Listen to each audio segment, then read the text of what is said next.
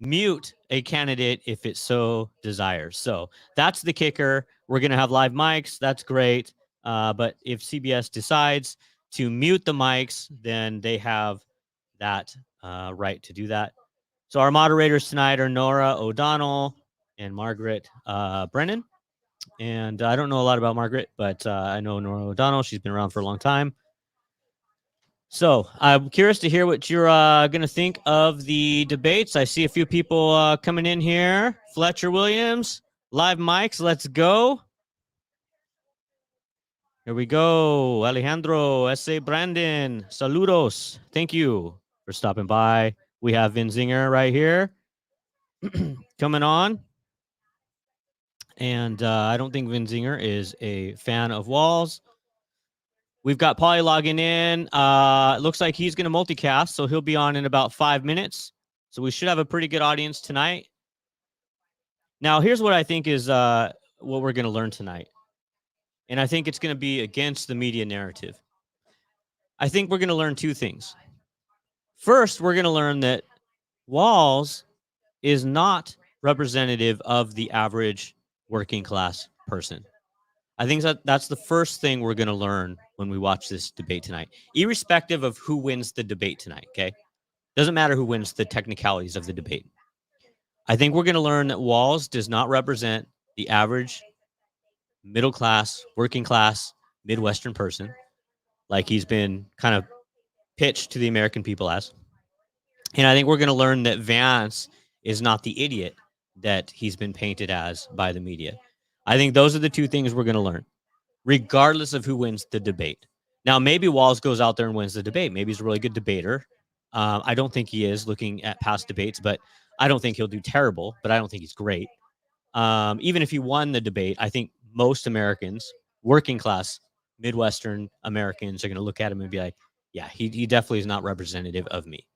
And part of that is that, you know, Walz thinks that he can go out there and just sloganeer his way into the White House.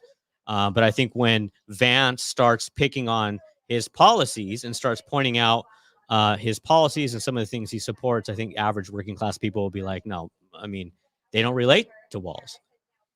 So I think Walz is going to get exposed. I think Vance has nothing but upside because the media has been pretty tough on him and they've kind of painted him as this idiot. And they've painted him as somebody who didn't come from a working class background and all these different things. And so it'll be interesting to see what happens there. We have a question here from Darth. You guys are going to watch this live? Yes, we're going to watch this live, but I'm not going to have the sound on only because I don't want to get taken down on YouTube. And we are streaming right now across multiple platforms. So not just my platform, but the Latino Slant platform.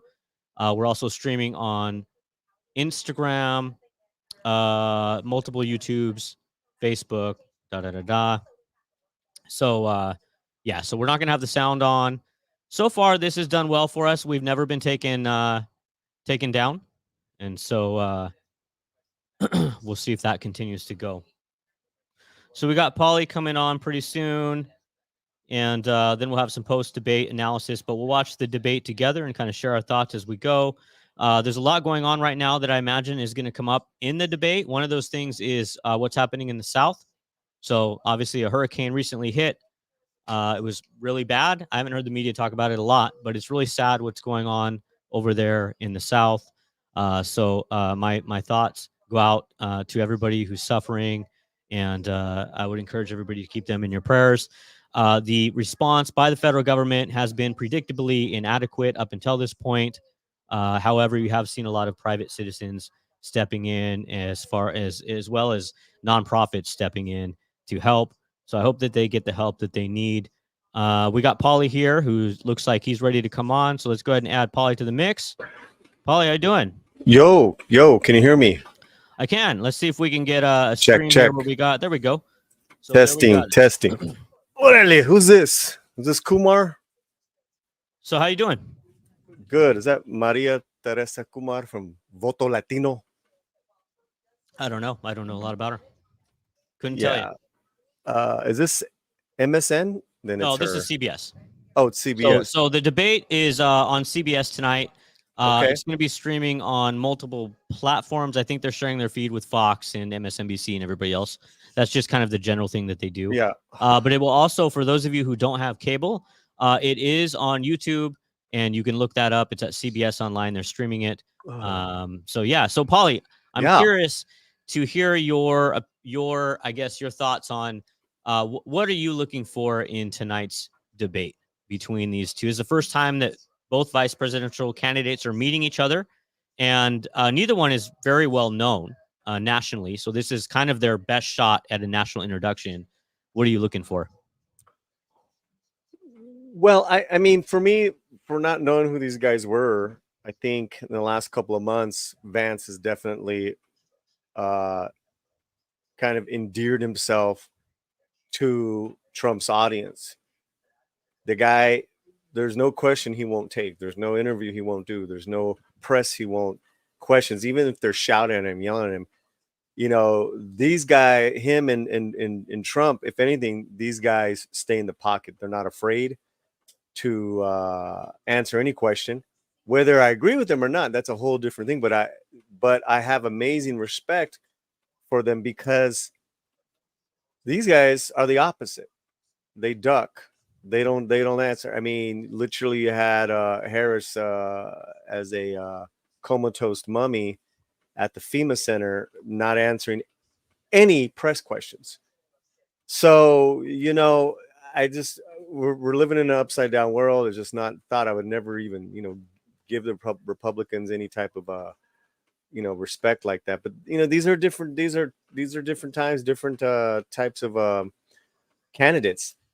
So I am very curious to see if Walz is is going to impress me at all. Because what I'm getting at is that he's gonna be a mess. Well, I wouldn't count on it. I think Walz is probably the most dislikable vice presidential candidate since Al Gore. Since I mean, Kamala Harris. that's a good one. Hey-o. I could have held my nose for a lot of Kamala, but when she chose Walz, which I still think will be her downfall. I think that'll be her huge, probably her biggest political mistake was choosing Walz for a number of reasons. But Walz supports so many issues that I can't get behind. And when you look at the people who voted for him when he went to office, he did not win the rural vote. He lost it.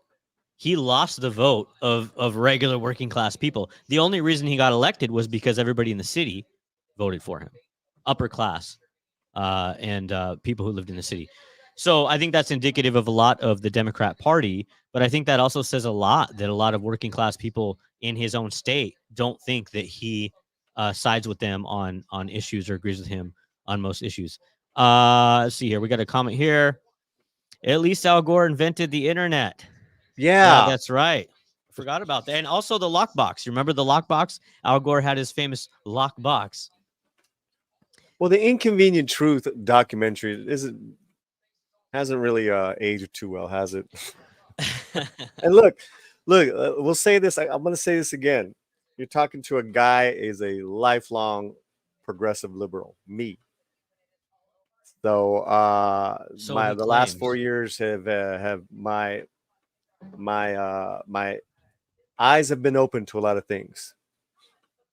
Well, I don't think you're alone. I hear that from a lot of people. I hear a lot of people saying that I didn't leave the Democrat Party. The Democrat Party left me. No. I am still not a full-fledged Republican. I did not vote Republican last election, but I definitely have a lot of problems with the Democrat Party and some of the further left kind of woke garbage that they're pushing on people. So I think until they get that under control or kick that wing to the curb, I don't see myself getting behind the Democrat Party anytime soon. Let's take a comment here. Get the culture war stuff out of the way, and nobody wants open borders. Forget about that. Republicans are not going to help working class people the least, and also right wing libertarians. Well, I'm a left wing libertarian. I really, if it comes down to it, so I guess that's not a reference to me. I'm that very small percentage of people out there who you could probably call a left wing libertarian. So I don't like government though, and I don't think government's going to solve your problems. And I would almost buy what Ralph says if it weren't for the unity behind what Trump is, kind of gathered. And because I've been following RFK Jr., Tulsi Gabbard, and I like what they have been saying and are saying. It's pretty historic and it's unheard of. So a lot of, sorry, that's my dryer. Is your dryer making your mic buzz? Well, it's buzzing. It's buzzing right now. So you're seeing a lot of us homeless Democrats. That's the way I like to, politically homeless right now. At least listening to our RFK Jr. and Tulsi and what they're really all about right now. So because there's really I can't really get behind Jill Stein, and I really what the Democratic Party has done this past year in regards to democracy and how they run their primaries or didn't run their primaries, that really turned me off. So it's just like, okay, what can I live with? That's where I'm at as a voter. Well, it is sort of funny because the Democrat Party, has this hammer and they just hit it, and they say Trump's anti-democracy, Trump is anti-democratic, Trump tries to overthrow the election, all this stuff, and then meanwhile, their process of picking a candidate was about as undemocratic as possible, and they worked in multiple states to keep third-party candidates off the ballot. They worked to try to keep Trump off the ballot. So there's a lot of hypocritical things that they've done. And look, I was very critical of what happened on January 6th. I've written multiple columns about it, and I don't think it was a good thing. I think it was terrible for the country. But I do think that there's a few things that have come out since then, including this past week, those transcripts that were released by the House Oversight Committee showing that Trump had requested troops to be there prior to his speaking, and that he was denied that request. So I thought that was pretty fascinating. That's something that hasn't been widely reported in the media. But had he been, planning this whole thing, this overthrow, I don't think he would have requested for troops to be there. Okay, so CBS is getting ready to start the debate. I would encourage everybody to turn the debate on and watch it with us. We'll keep our volume down. Paulie, you have it on your side? I don't. Watch it? Yeah. Let me look on YouTube where it's at. And I mean, the thing is, Waltz. I mean, everyone's running it. Fox, Timcast. Yeah. Yeah, you can watch it on anything. I'm just asking if you have a way to watch it. I got it on one of the YouTubers. Oh, this is okay. So Ralph says nobody's far left in this debate tonight. The problem is that real policies, including money out of politics and social democratic policies, are considered far left. Look up Nordic model. I would beg to differ you on that one. I don't know how you don't call Walz far left. In fact, that's the only reason that Kamala picked him, because he certainly doesn't help her when it comes to the electoral vote. If she had been smart, she would have picked Shapiro. Yeah, but then look at what Shapiro did the other day. He was doing a photo op with Zelensky signing bombs. Well, and smiling. Oh yeah, those not. I smart. mean, if you got, you know what I'm saying, if that's not that is a Democratic nominee, or that's a top Democrat, Shapiro, signing bombs. Yeah, anyway. But that was after she didn't pick him. Okay, here we go. We have the debate. Yep. Starting right here. They just shook hands.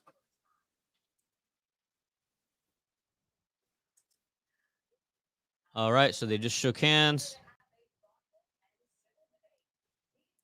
I would expect this to be more civil, like she just said, and probably more policy oriented and more substantive than the Kamala and Trump debate. Because let's be honest, like Kamala's not a very substantive person, and neither is Trump. Neither one of those candidates are very substantive. But JD is. And JD is, and I think Walz will be able to talk more substance than Kamala. Kamala speaks in I'm platitudes. just wondering if JD is going to be able to nudge a Waltz into a flub.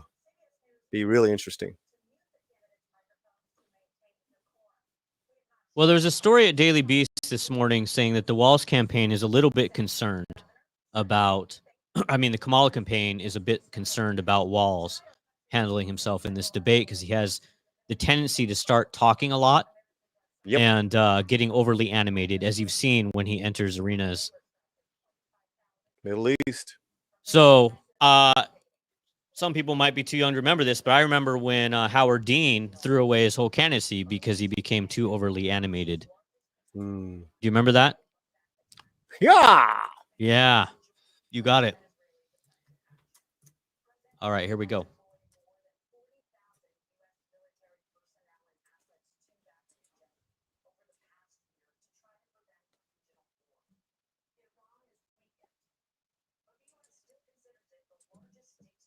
So, first question out the gate is about Iran and the Middle East.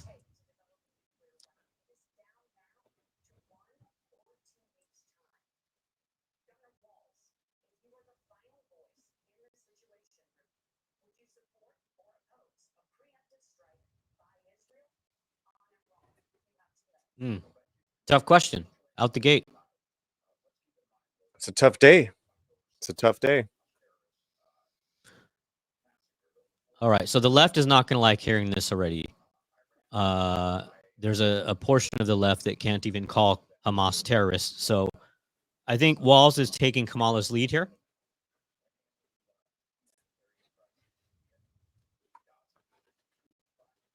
Yeah, he's really nervous.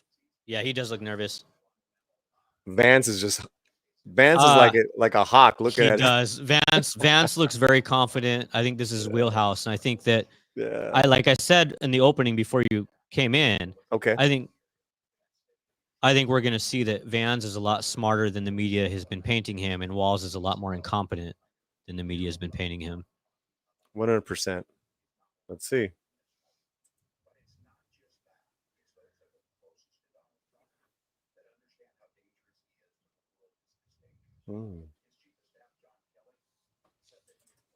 So interesting that he attacked Trump and not Vance right there. Going right after Trump. Well, I mean, Trump has become a crutch in many ways for the Democrat Party.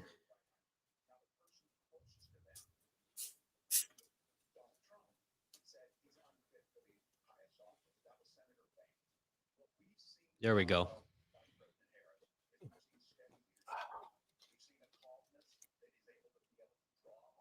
So if I'm Vance right here, I would say, well, just look at Kamala's response to the hurricane. I can't wait. I can't wait for his reply. Because her response to the hurricane was not very good. And so I would say, you want this person responding to a conflict in the Middle East? Oh, okay, here we go.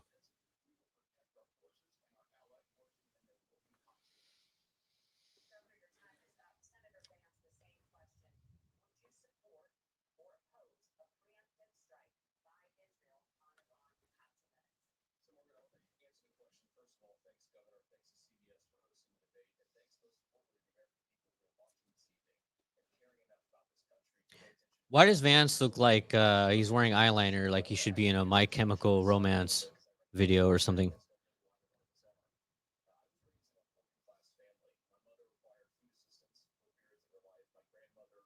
Wow, he's taking a minute to introduce himself. Mm-hmm. What a move.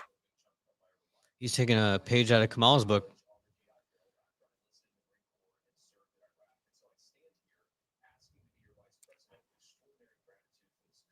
Good opening statement, though, even though he hasn't answered the question yet.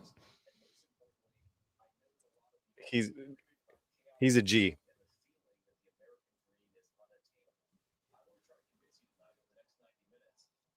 Ooh.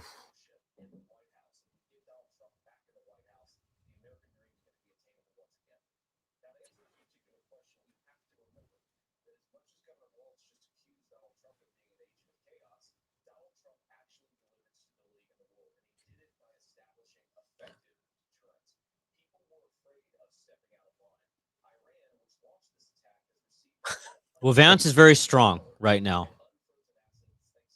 He's also very relaxed. If you know what I mean? Like it's Mhm. not like he's being like cocky strong. He's being very chill strong.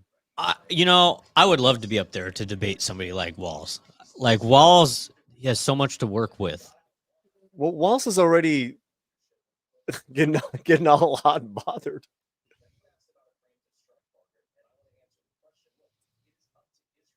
Every time I see Walls, I can't help but think of Chris Farley in like living in a van down by the river. Yeah. Like for whatever reason, that's what comes to mind every time I see Walls.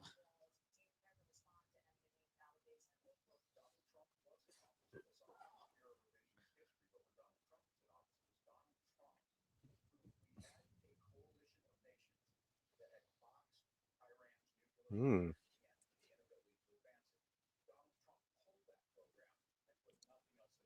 Hmm.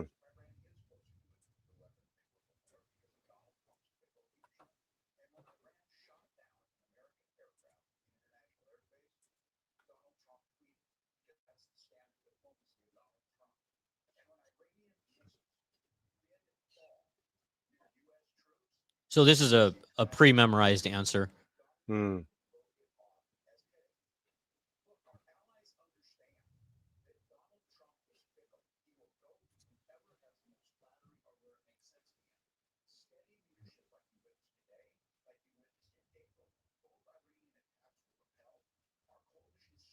Hmm.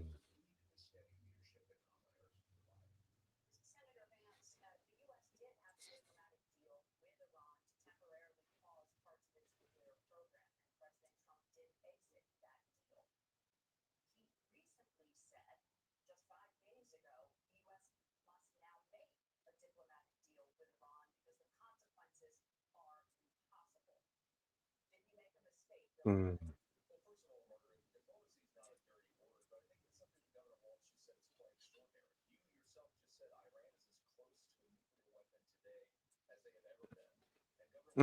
Oh,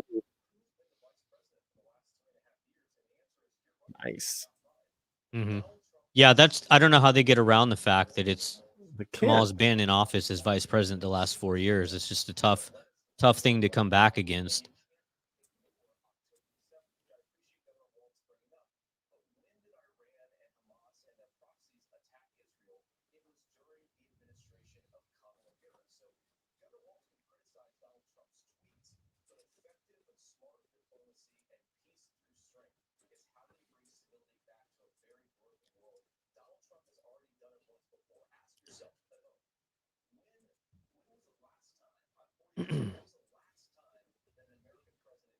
Wow.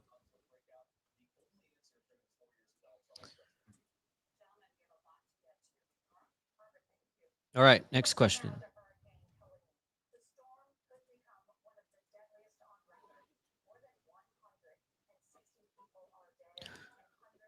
So the hurricane question inevitably.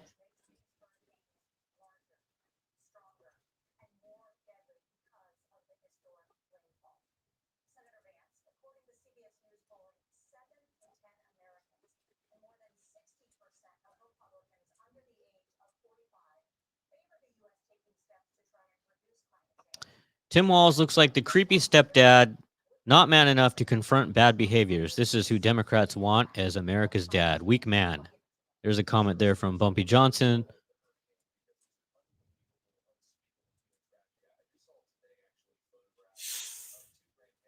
Oof.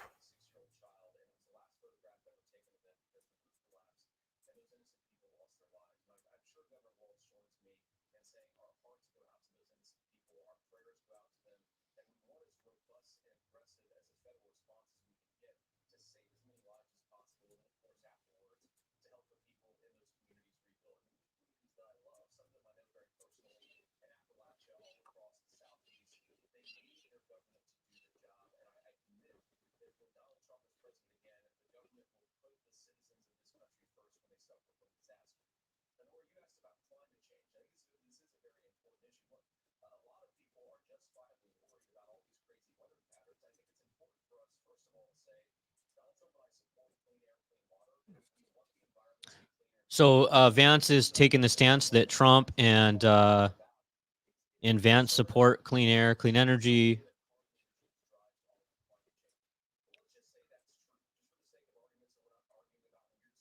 Vance is a he's doing very well, I would say. He's a good debater. He's impressive. Yeah, he is. He's actually doing better than what I even thought he would. I thought he was going to do good, but he's heads and shoulders above Walls so far. It's very impressive so far. Which it makes sense because you don't go where Vance did and be an idiot at that time, right? At that time, they weren't just handing out free passes.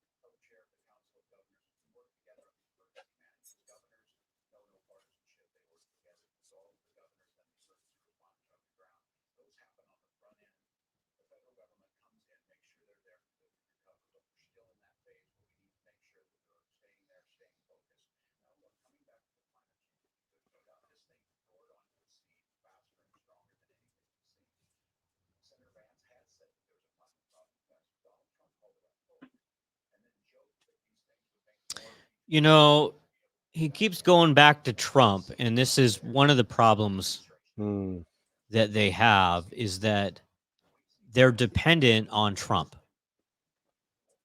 They just have to keep going back to Trump. It's like their trough, their political trough.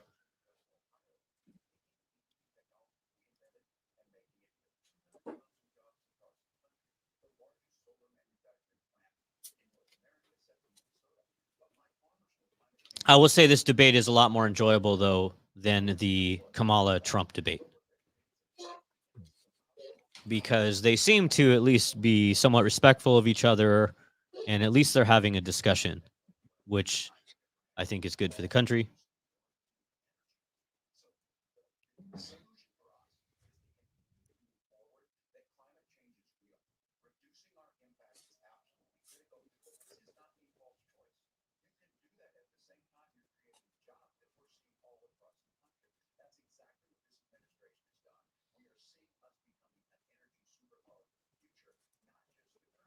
This won't be anything that swings people one way or the other, but it's an interesting conversation.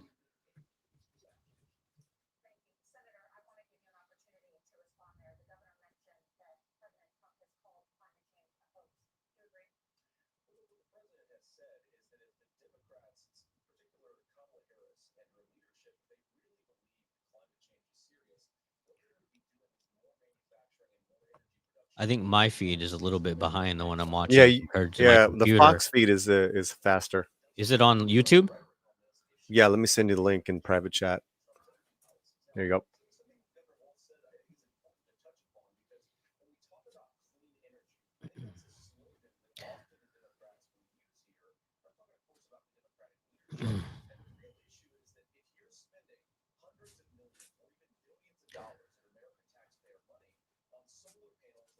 Okay, let's do this. Let me switch feeds here. Okay, Walls was the first to talk over him. All right, I'm gonna bring this feed back in here. Yeah, and really quick, Walls has a terrible profile, and look, people judge on that stuff. So sure. I'm just saying. No, that's it's body language is an important thing during debates.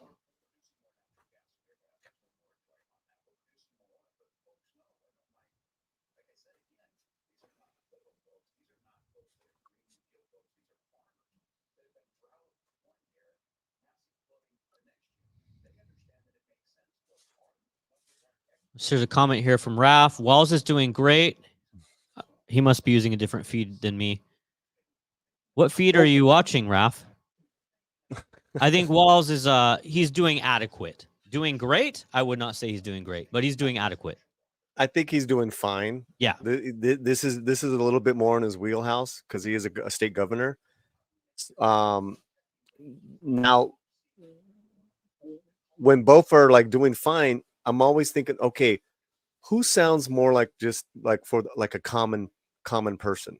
Mhm. Who is the common voter gonna connect with their language? And it's Vance right now because both are, especially with this topic, both know what they're talking about. Okay, now we're going to immigration. Oof. Okay, here we go. Okay, here we go. Immigration.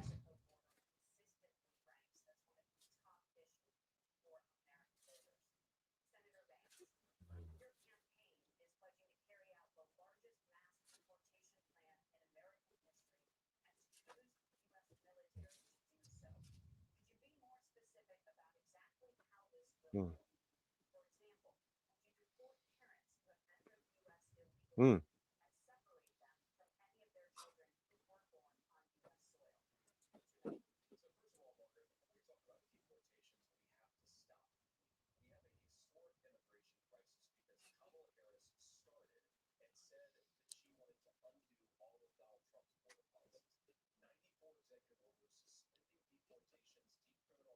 All right. So Vance kind of taking the predictable position that the border crisis, the immigration crisis, as they frame it, is because of the governance of Kamala and Biden over the past 4 years.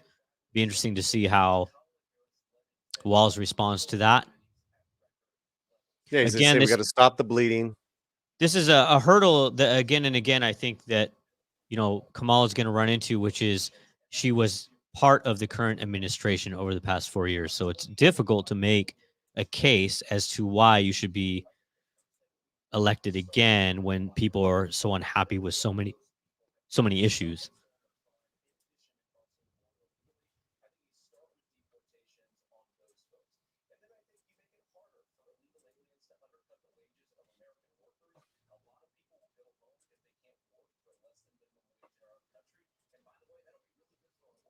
Hmm. Now, I know the media, and what they're going to jump on is the fact that Vance used the word illegal aliens instead of undocumented immigrants. And so I think that will be what makes it out of this discussion. Now, I'm on the record. I don't agree with either party on their immigration positions because looking at both these guys, the truth is both their campaigns support building the wall and cracking down on immigration. So neither one is pro immigration, in my opinion. Here's a comment from the Equalizer. I have to say, both are coming off well. Yeah, Yeah, so I think far. it's a good debate. Much more enjoyable than the debate between Kamala and Trump. Yeah.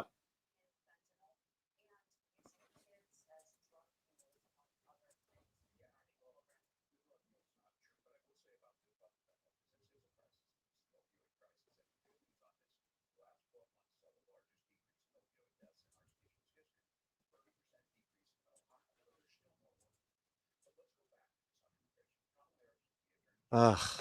Say something original.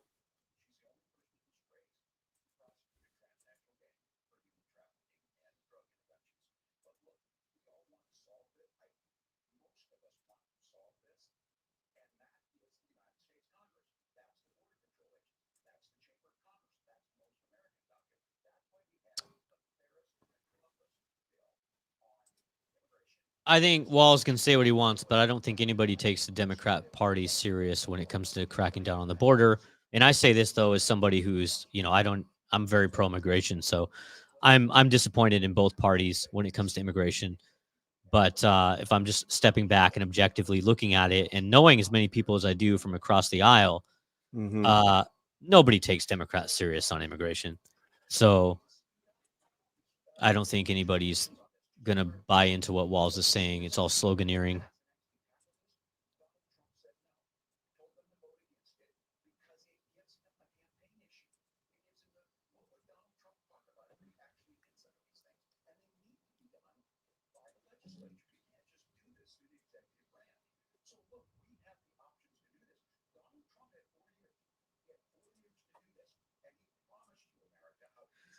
Walls is lightening up a little bit, coming out of his van down by the river.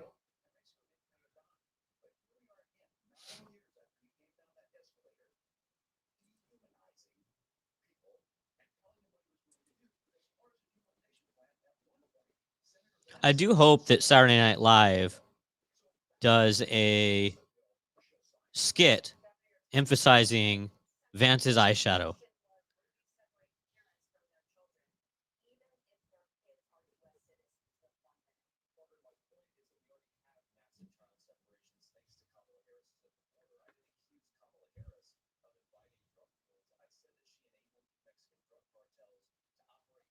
The 320,000 children missing.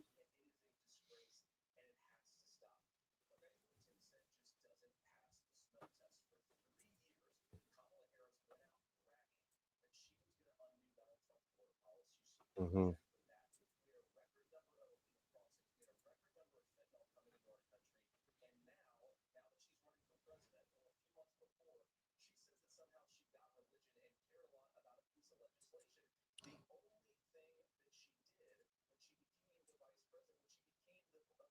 Hmm. I think these are very strong answers, though, by Vance still. Yep. Yep. And the thing is that this is popular with the American voters right Yeah. now. Is Yeah. that they want I don't even agree with either stance, and I can tell you that correct. I know that the average person agrees with Yeah. this position. But it's complex because the average person there are a lot of people that do want legal pathways for a lot of undocumented that are here Yeah. working, especially Latinos. Even Latino Republican voters want a legal pathway to citizenship for working undocumented people that are here.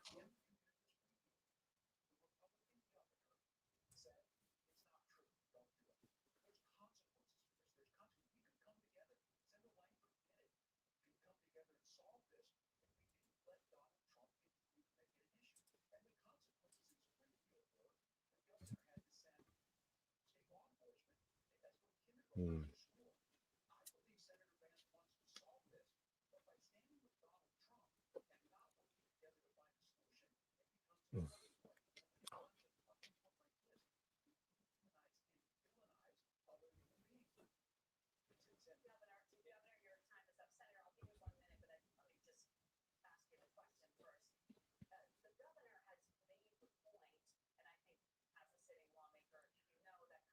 Well, I think these moderators are much better than the last moderators at ABC. Absolutely, They're not 100%. interjecting themselves when they don't need to, and their questions don't seem biased.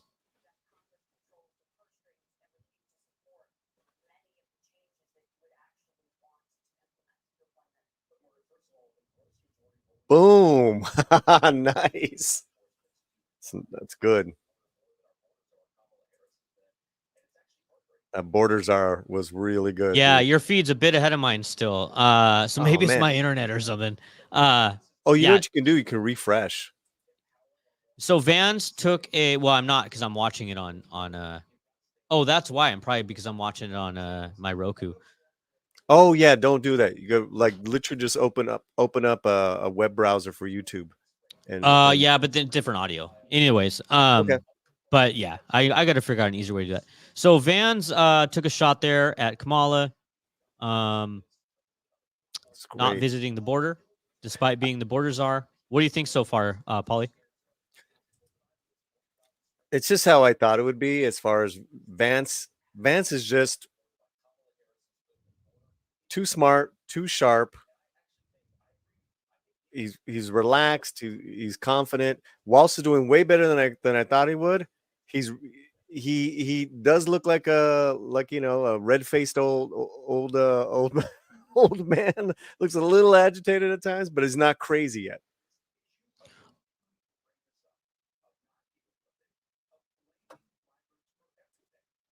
Mhm.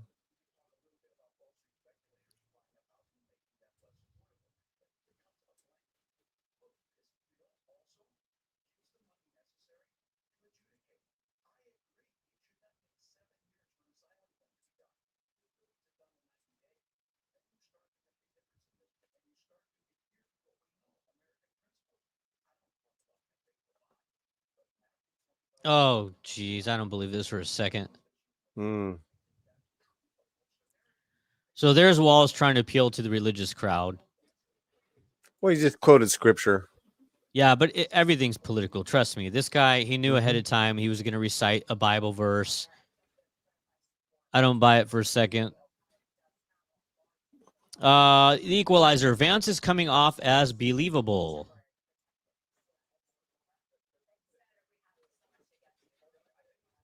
Ooh, nice. Here we go.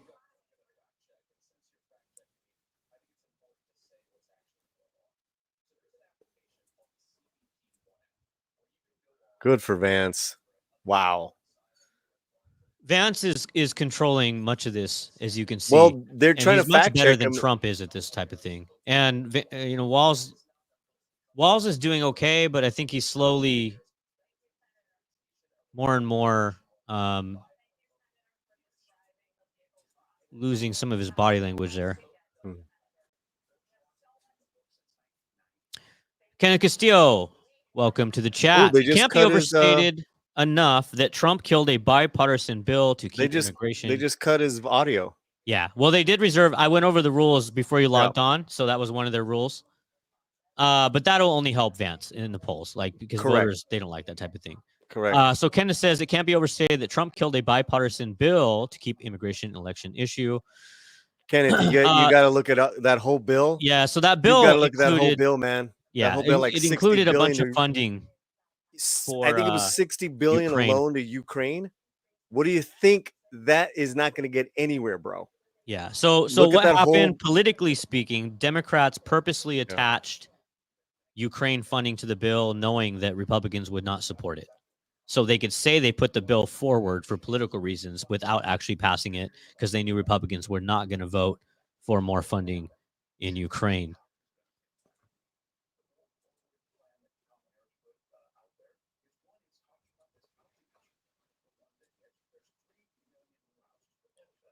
Now, I do feel like housing is an issue where the left and the right should be able to come together because I do hear people on both the left and the right say that there's a housing issue. I don't think we talk enough about housing policy in relation to zoning. Mhm. I would like to see zoning laws deregulated in a lot of different places. I think it would do a lot for building more houses.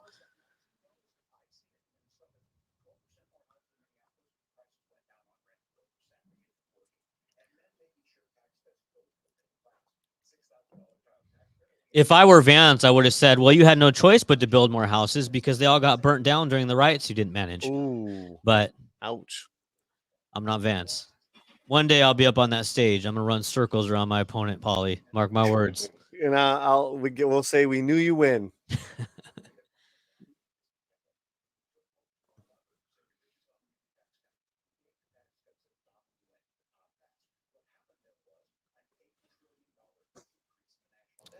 Just stepping back and looking at this, it looks like Walls is on the defense more than Vance. Well, he has that defensive energy. He looks like he's on the defensive. His body language is more frantic, just looking at it. That being said, this is the most reserved I've seen him. Oh yeah. He's doing very well because when you see him when he enters the arenas for his talks and stuff, right? He's like a WWE wrestler. So clearly he's aware of that.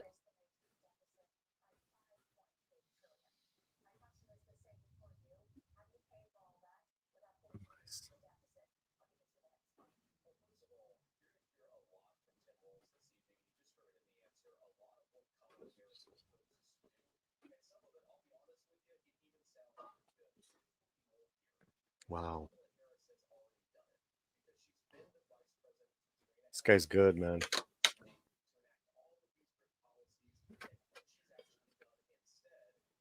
Whoa.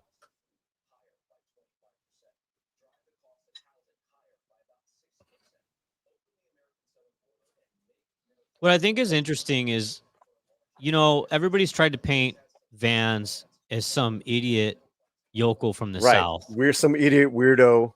And you Sleeping get on up here couches. and you see them and the dynamics, the juxtaposition between the two, Vance is really good. And he's very smart. He's very quick-witted. He's very intelligent.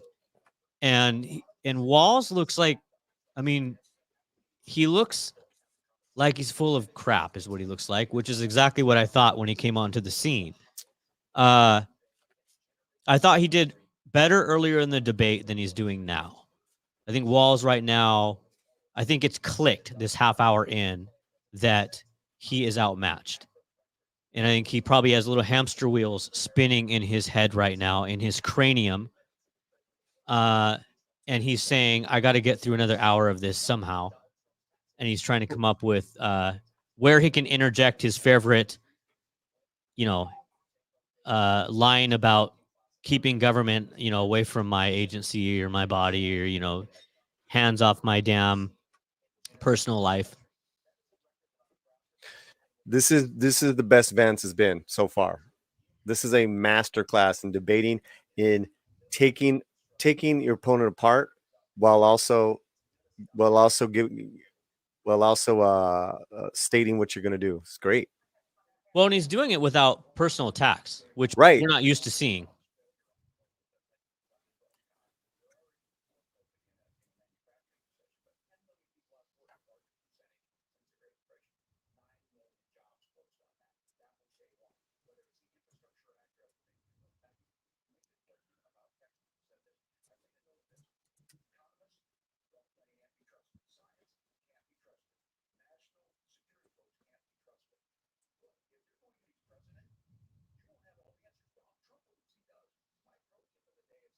What?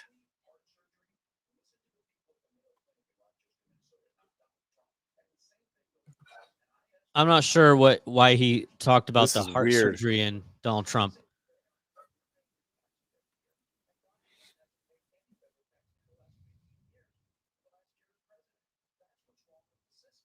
Terrible reply.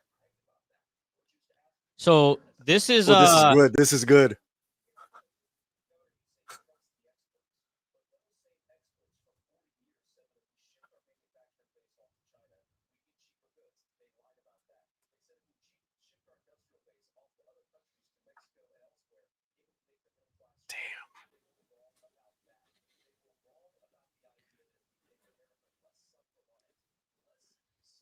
Wow. Vance is putting on a clinic right now.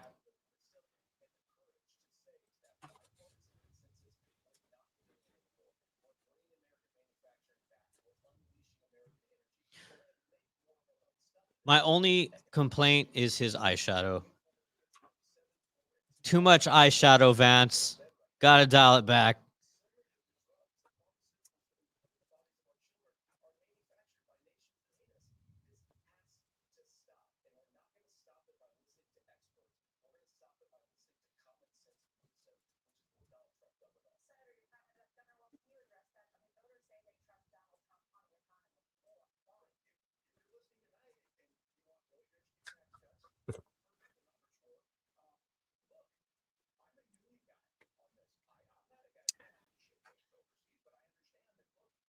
It's almost like he's saying, "Hey, don't blame me. I'm not part of Biden's administration." Especially when he says, I didn't want to ship things overseas. Yeah.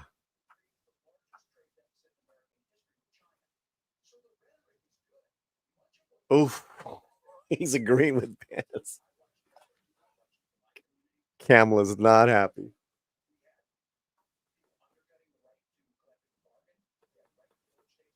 Well, I'll give him credit, though, for at least attempting to talk about the issues, unlike Kamala when she debates. Oh no, So 100%. I But think at it's least Walls is going in there and trying to talk about the issues, right? He's not speaking in platitudes like Kamala, right? Kamala gets out there, she sounds like Timothy Leary.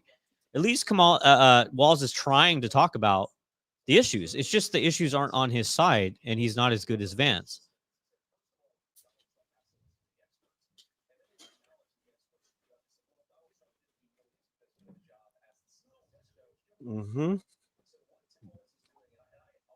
I Tim love this. Walls has got to fix his body language.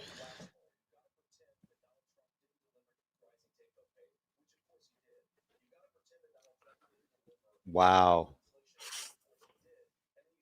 This Vance is good.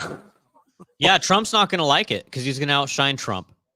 You know what's happening is the establishment is saying, hey, Vance can potentially be a candidate in 4 years. That's what they're saying right now. Oh, I think that's why Trump picked him, man.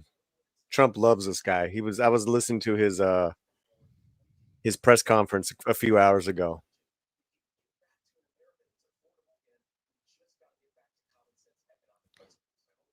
Bonzo Kilborn, are you saying Kamala is high like Larry was? Open the doors, baby.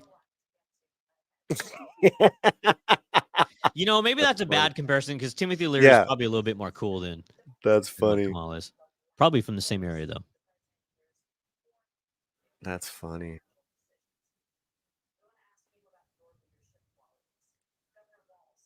Ooh.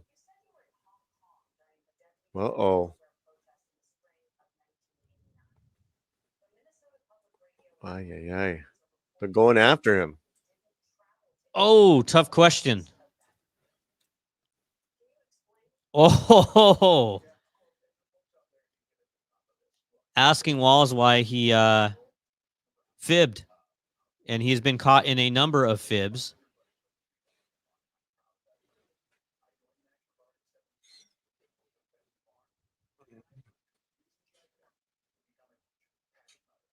So he's spun away from the issue, and so now he's talking about the other things he's done.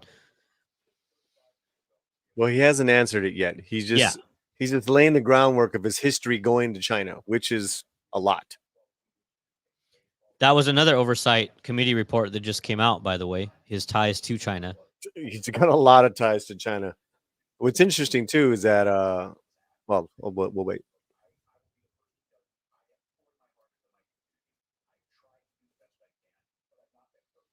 Sandra, a fib is a lie, in case you're wondering. What is a fib? A fib is a lie.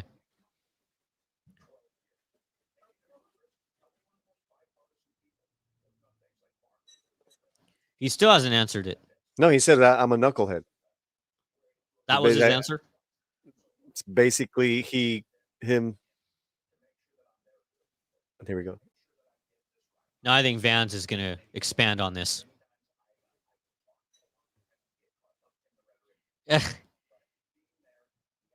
God.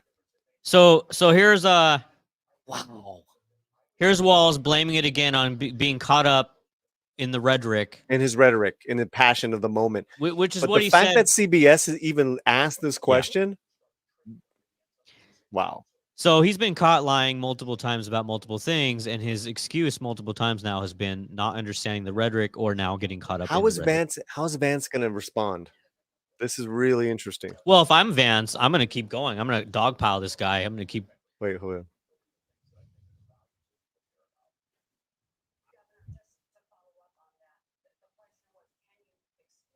Woo. Wow. He misspoke. Oh, wow. Good journalism for once. For once. Wow. You lied, dude. Yeah. Woo. Wow. Wow. Embarrassing.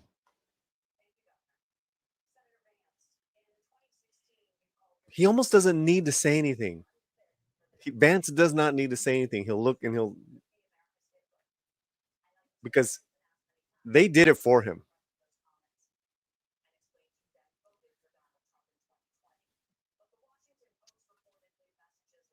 I like this this journalist here. Yep. So Margaret Brennan, her name is? I don't know. Yeah, Margaret Brennan.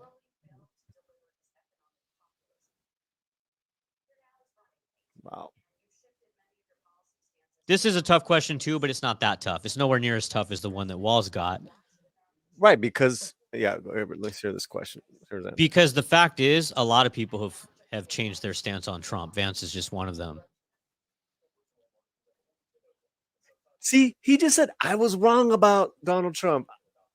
I'm honest. Oh, that's it right there. Well, that's a smart debater, right? So you get it out of the way as quick as possible, and then you use the next minute and 50 seconds to reframe the entire issue or talk about what you want. Right. Whereas with Walls, he did the opposite. he He did he the talked and talked in circles until right. the very last minute, and everybody's waiting for the answer the whole time. They forget everything he said until that Well, point, and then it put the journalist in the position of challenging him again. well, So that's called following up and pushing back, which is what a journalist was supposed to do. yeah, Thank God. Answer the question. I do appreciate how both these candidates are being respectful to each other, though. This is more indicative of a traditional political debate, right? In the mid 2000s, the 90s, until Trump came along. So this is a lot more fun to watch for me because I don't necessarily want to see Trump calling everybody names and things like that. So this gives me hope.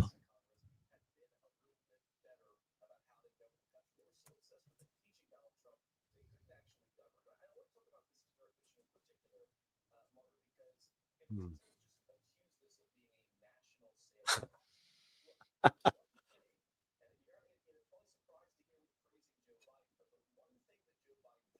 Mm. Biden also continued building Trump's wall.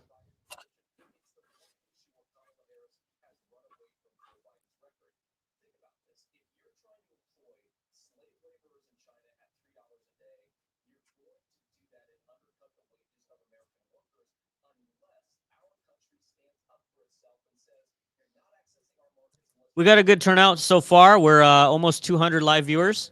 Oh, wow. So thank everybody who's joining Fantastic. us. Almost 200 live viewers. I think we had 300 last time or close to 400. So we've had some big crowds in the past.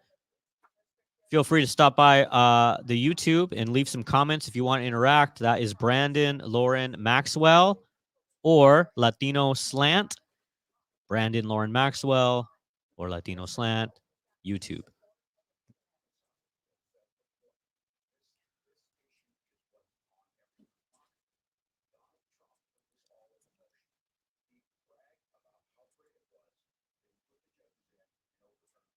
Roe versus Wade.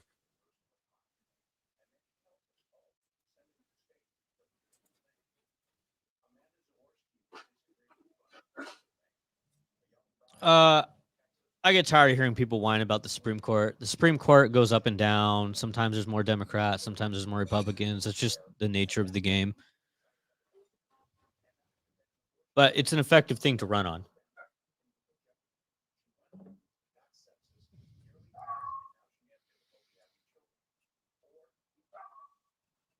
Daniel, states' rights for the win.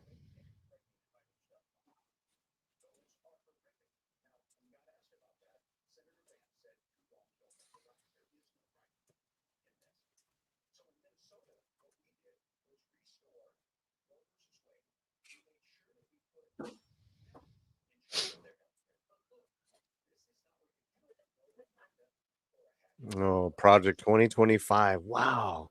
Doubling down. Wow. If I don't know who's advising them, but it's not an effective political strategy to keep going back to Project 2025. Because at this point, everybody knows that it was a think tank that came up with that. It wasn't the Trump campaign.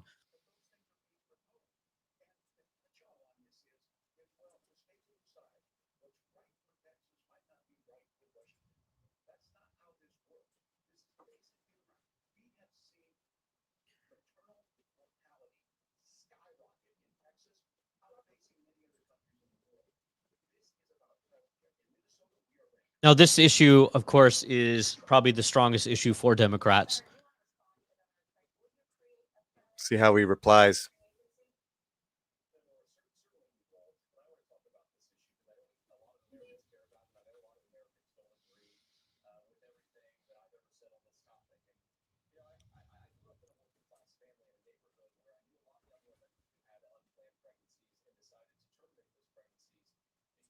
Hmm. Interesting.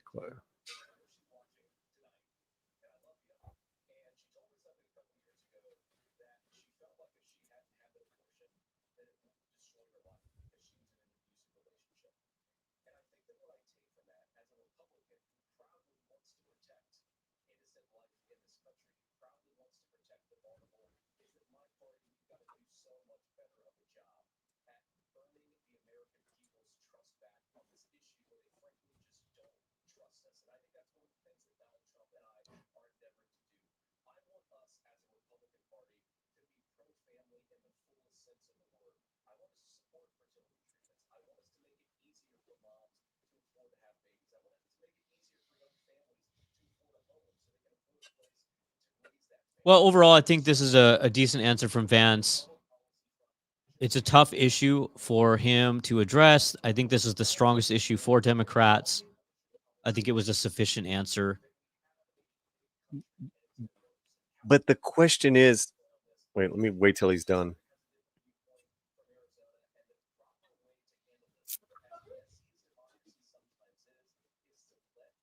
Walsh is looking really bad while Vance is talking. Physically.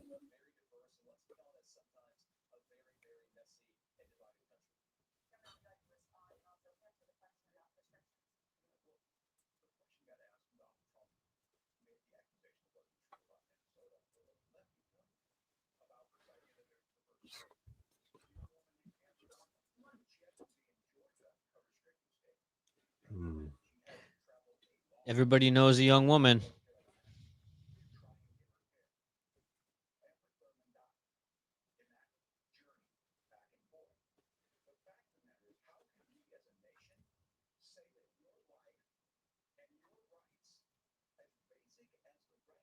Mm.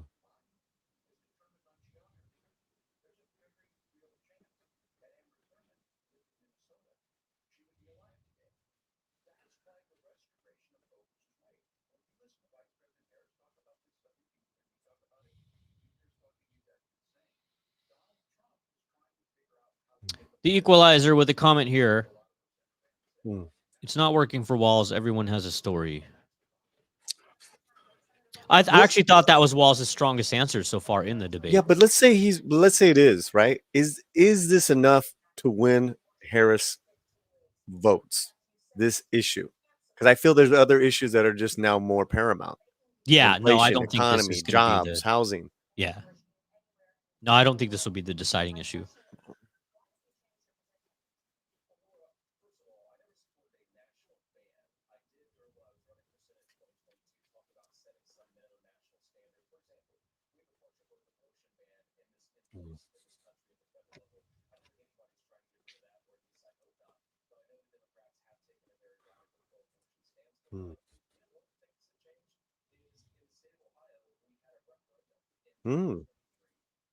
Interesting.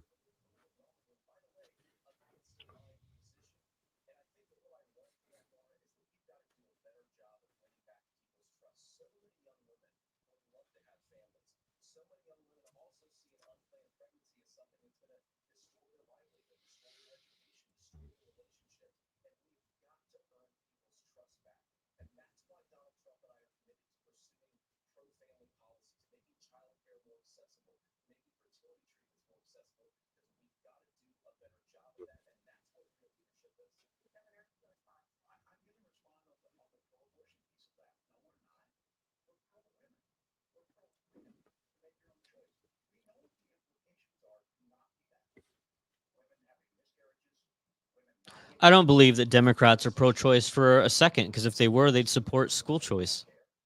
What's the difference between a woman's womb and a woman's brain? Well, the problem is that they were in power under Obama to make Roe v. Wade federal law. If Democrats believed in choice, there wouldn't be so many regulations in California. Good point.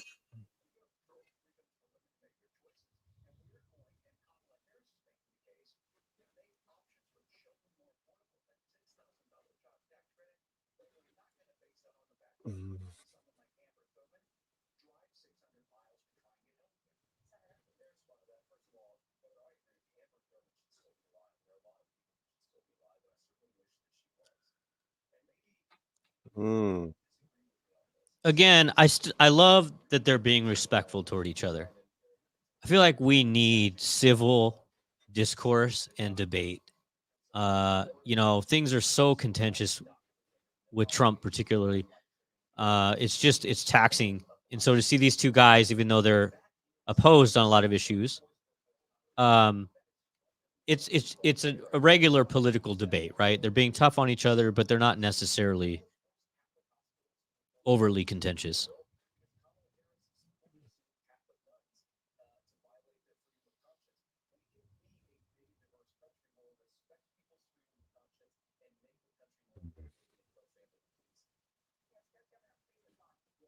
I think it's interesting how you Mhm. haven't heard the word family come from Walls at all, but you've heard the Nope. word family come from Vance like 10 times. Um, and I think that could have some appeal to families.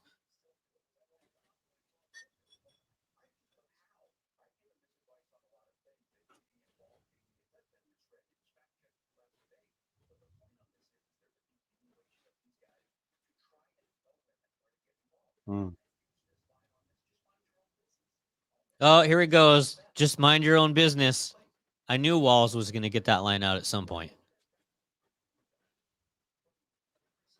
Even though he set up COVID snitch lines. So So interesting, man. I don't believe The that man Walls. that the man that quoted scripture earlier, you know, what he's saying.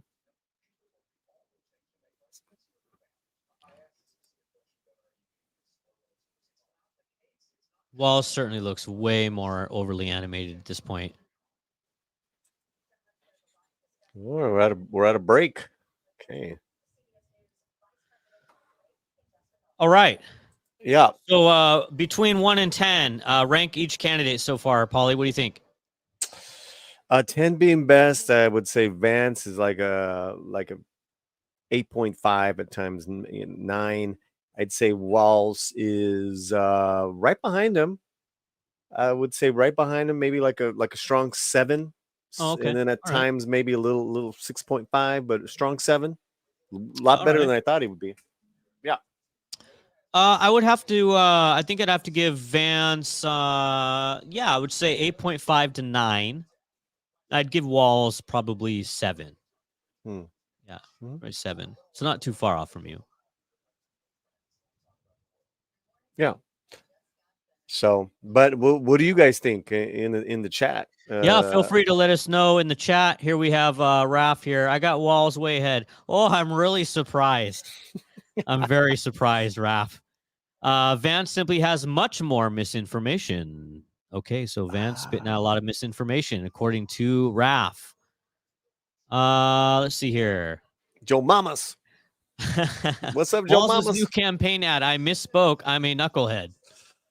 All right. That is a TikTok moment, guys. Yeah, that'll be something that goes out there. The Equalizer. Vans is winning. Now, I'll say this much: it doesn't always matter who wins and who doesn't, because you can lose a debate and still be likable or still, increase your polling numbers, as we've seen with Trump actually happened a couple of times, right? Kamala, I think, won the last debate pretty handedly, but she didn't get much movement out of it in the polls. No, not at all. Not at all. And it hasn't been, since then, it hasn't benefited her. She's her own worst enemy. You know what? Okay, so here's Kenneth. Both fair scores by you two Vatos. Thank you, Kenneth. We should have Kenneth on as a guest at some point. He's with coming one of on these. next Monday night on the slant. You should Oh, drop I'm on gonna have to by. have him on before you. Oh my god. Earlier in the day. It's so Because funny, man. Kenneth is fun to talk politics with, even though I know he's in the movies business and stuff. Yeah. But it's fun to talk politics with Kenneth. So Well, when's he really, going on your show? Monday? You said Monday? next Monday night. Yeah. Next Monday night, okay. Yeah. Where we're gonna talk, pop culture stuff. We can throw in some politics if you get, we'll see how Kenneth feels. I do have a poll going on my Twitter page, on the Latino Slants Twitter page. All right. Who is winning the debate? Okay. I got 55 votes in. 89% say Vance. 10% say walls. So go and vote right now. What was it? You said 90% Vance? 89%. 89.6. Wow. So Well, this is round, Polly's audience. I think Polly's audience might be a little biased. they're Polly's audience. I mean, they're American voters. Doesn't matter. I'm playing with you. Yeah, I know. 90%. Wow. I haven't checked Twitter, so I'm always interested to check Twitter because Twitter's the real barometer, isn't it? Well, Twitter's the Wild West. I'll have to Twitter is take the a look Wild here. West. Let Yeah. me see what Twitter's saying. And thanks to everyone hanging out with us in Brandon Lauren's chat, in my chat. What we'd love for you to do, Fletcher's in the chats, put up the links to Daily Chela, to Brandon Maxwell. That'd be great. Want to make sure you guys are subscribed to all our channels. Here's what's going on. What you have is a majority of Latino podcasts, Latino internet presence that is just so far to one side that you don't hear people with different opinions. You hear that Latino Slant, Chicano Hollywood, American Cholo, Brandon's channels, Daily Chela. Where else are you going to find different opinions or just people asking questions from people who happen to be Latino? You're not going to find that. So make sure you're subscribed to all our channels. You like that? See, you like that? Good job. Thank you, man. So we have the feed started again. At least I'm watching it, but I don't It's see it back on. online. Yeah, So maybe it's a little slow. you're slow. You're slow, man. Jeez, no kidding. Talking about mass shootings. Okay.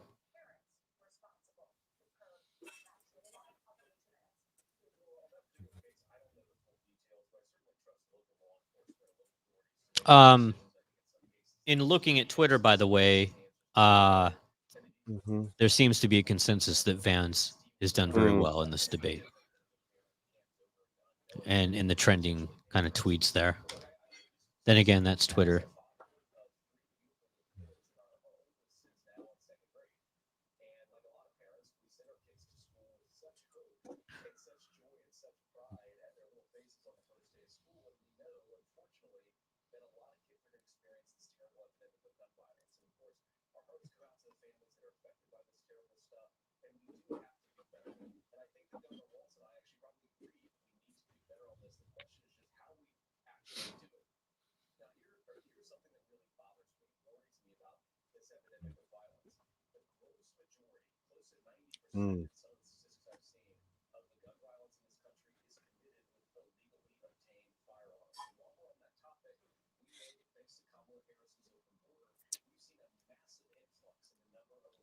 This was a smart pivot by Vance because he basically took this school shooting, Second Amendment issue, and he spun it back to the border. Yeah, it's pretty good.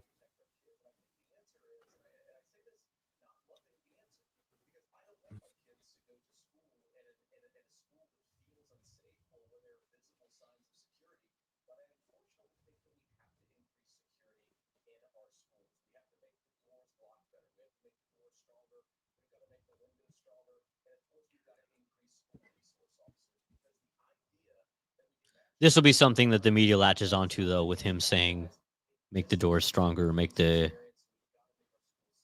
windows stronger.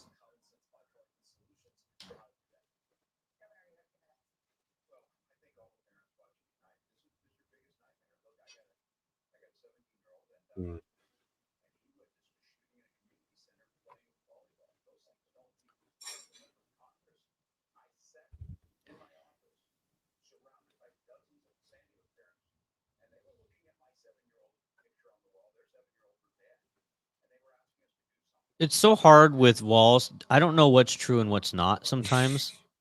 Like, I want to believe him on this. I haven't heard this before. Uh-huh. So, but I know he's told some whoppers.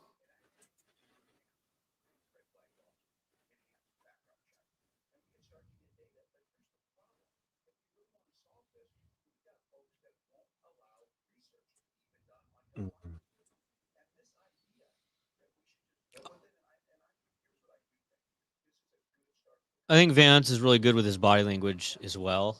He looks empathetic to certain issues.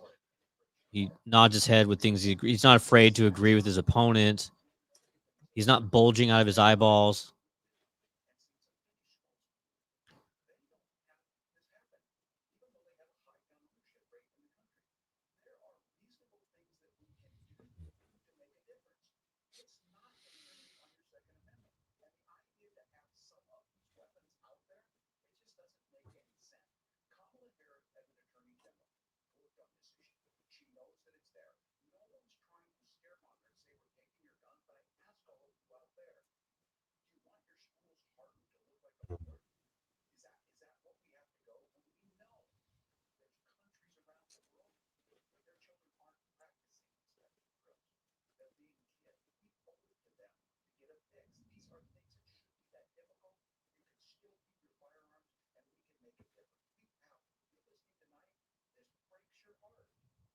Mm.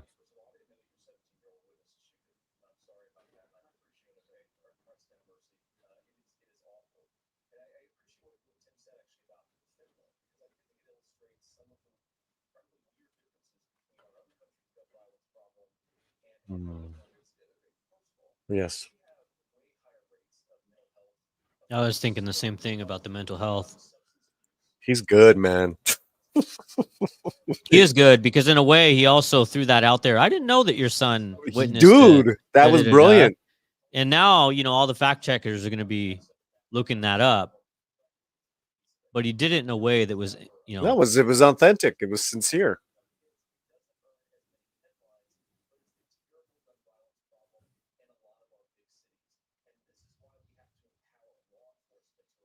Mm.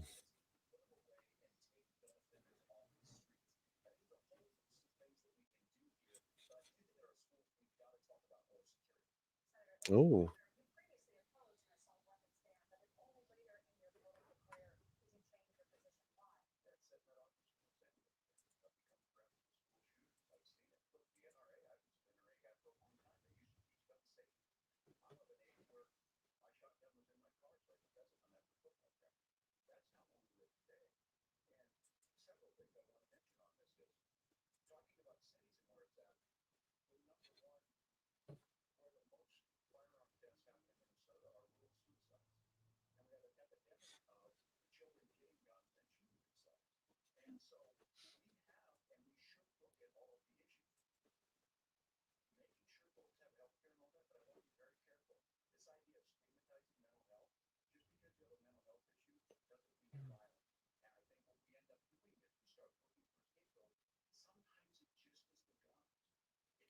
Mm. all right. So Walls is saying it's just the guns. I disagree with this position. Guns don't load Yeah. themselves. Guns don't shoot themselves.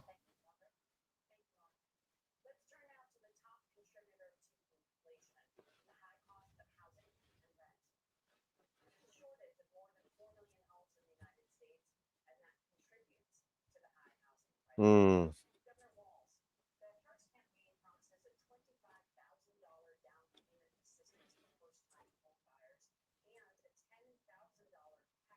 Mm.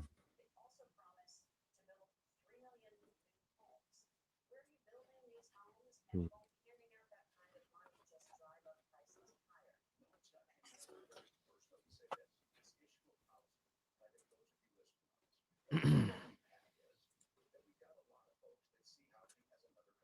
Paulie disappeared here.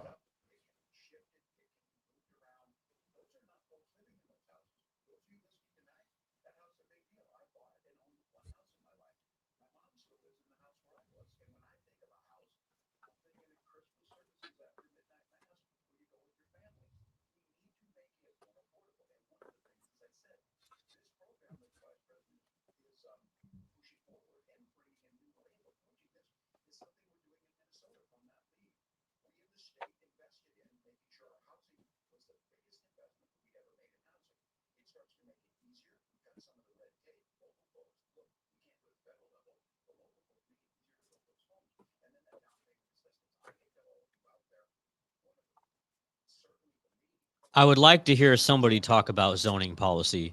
I mean, zoning policies played such a huge role in the housing crisis, as well as selling property to other countries, to governments of other countries. That's also increased the housing crisis.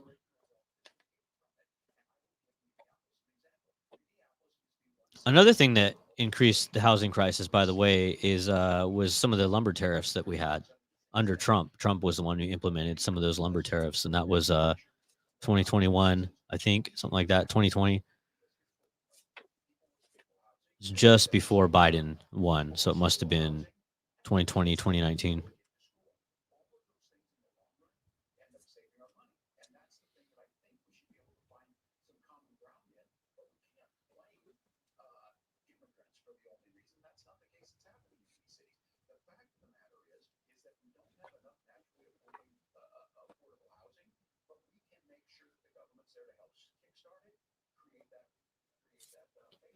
The government can kickstart it by removing regulations, in my opinion.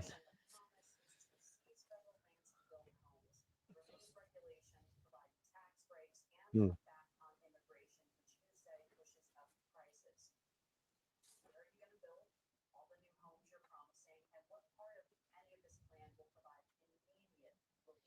I really like Margaret Brennan, though, or Margaret Brennan. She's doing a really good job. He's a G, man.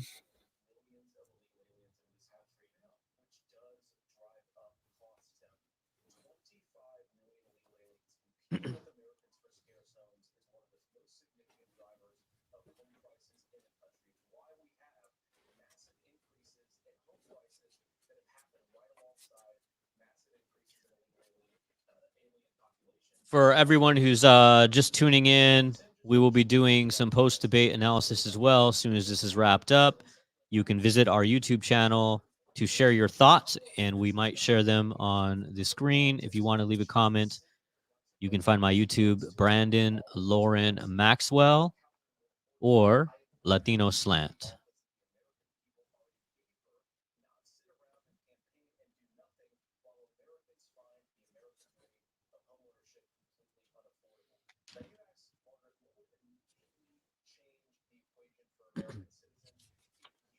Mm.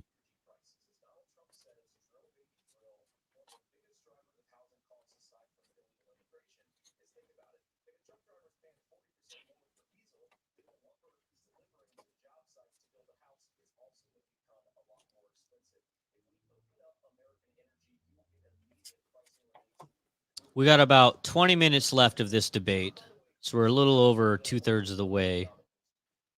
It's been a great debate. Mm.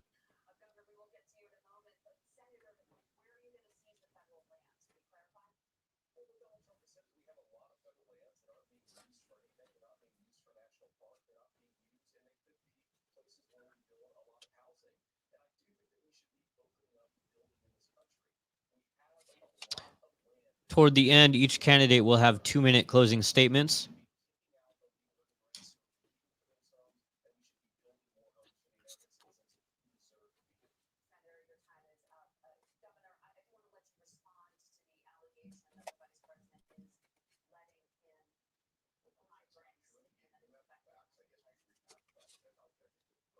All right, so here's a few thoughts from Young Turks, not too impressed with Walls. Mike Madrid saying Walls is a little choppy. Yeah. Um,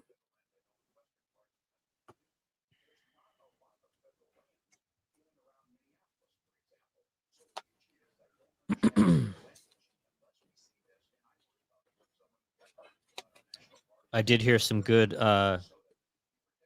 praise on Walls for his reproductive arguments, which I thought also was one of his better Yeah. things. But so far, just the consensus here seems to be that Vance did very well.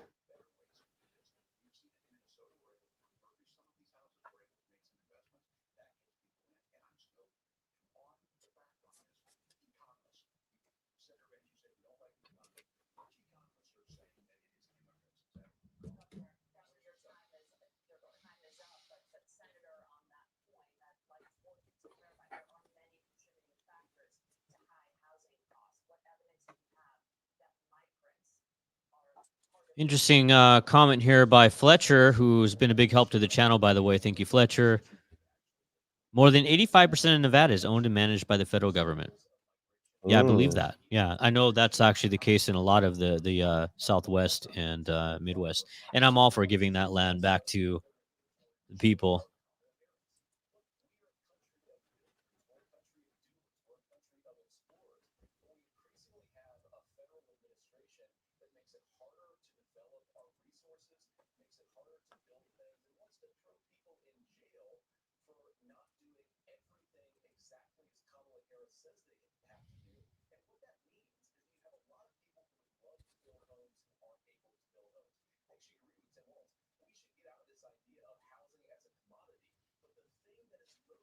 I've actually seen these two candidates agree with each other multiple times throughout this debate.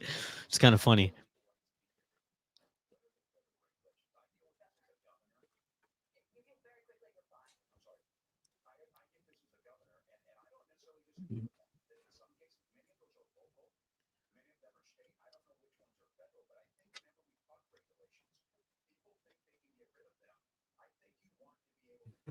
There's another stat here from Fletcher. Federal government owns 47% of California's land. Wow. This makes California the third largest state in the country for federal land ownership. Incredible. Thanks, Fletch. Yeah, thank you.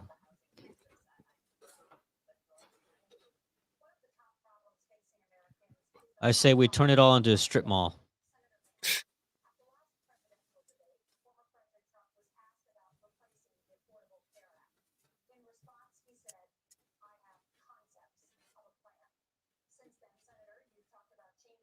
This is not going to be helpful for anything because they're asking Vance for something that Trump said, or in a way that Trump phrased something.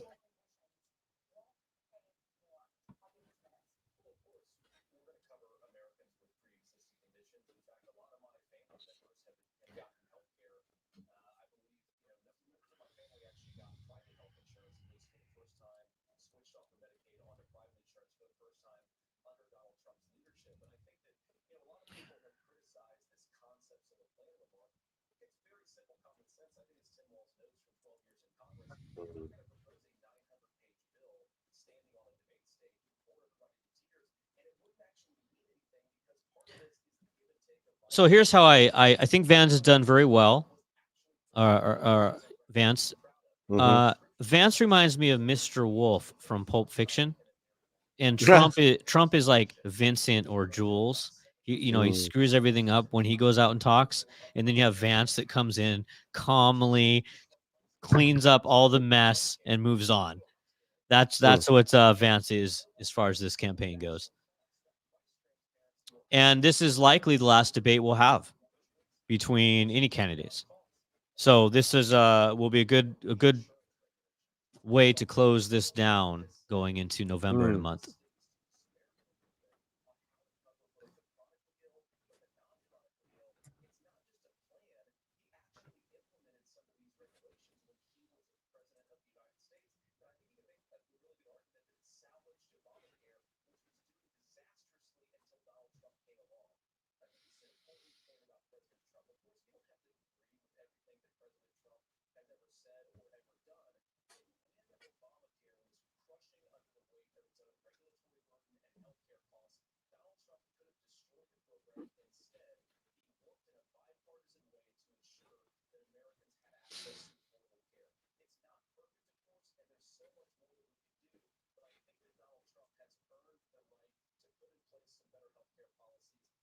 Mm.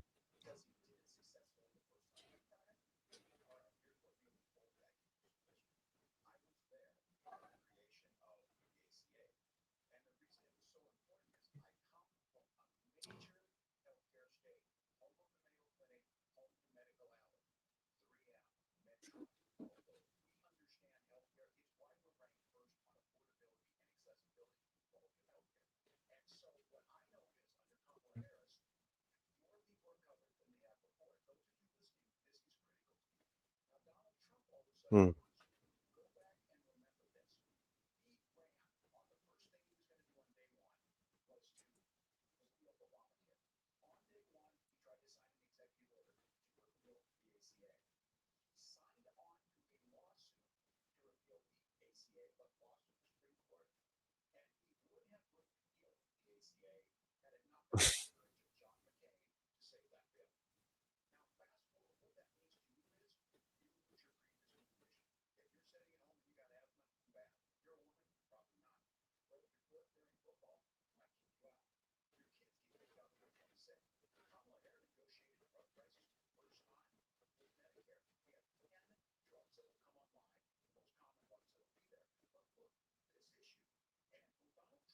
Hmm.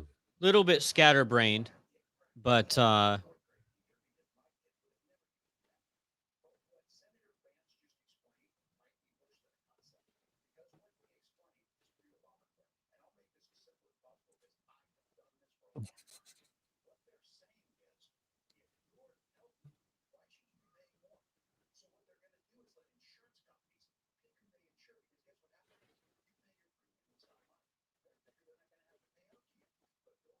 I do think this could be a winning issue for Democrats if they emphasized it more.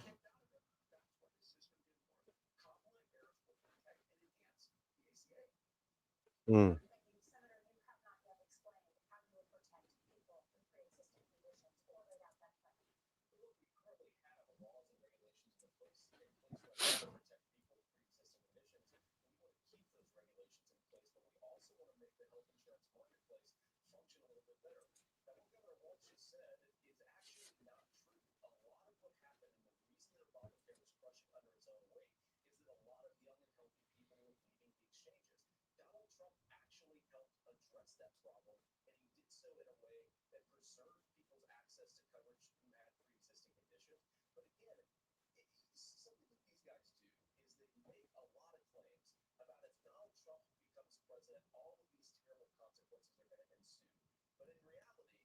I mean, if I'm being honest, it actually got harder for me to get insurance under Obama.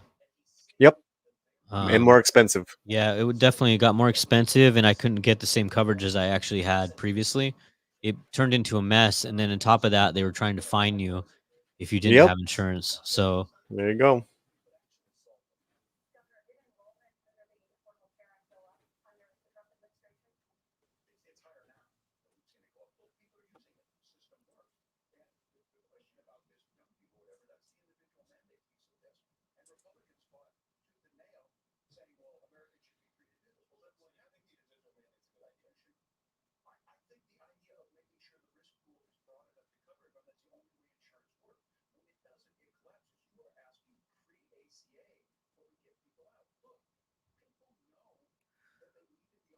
I think that might be the first time where a candidate interrupted the other candidate in the middle of them talking and asked them a question.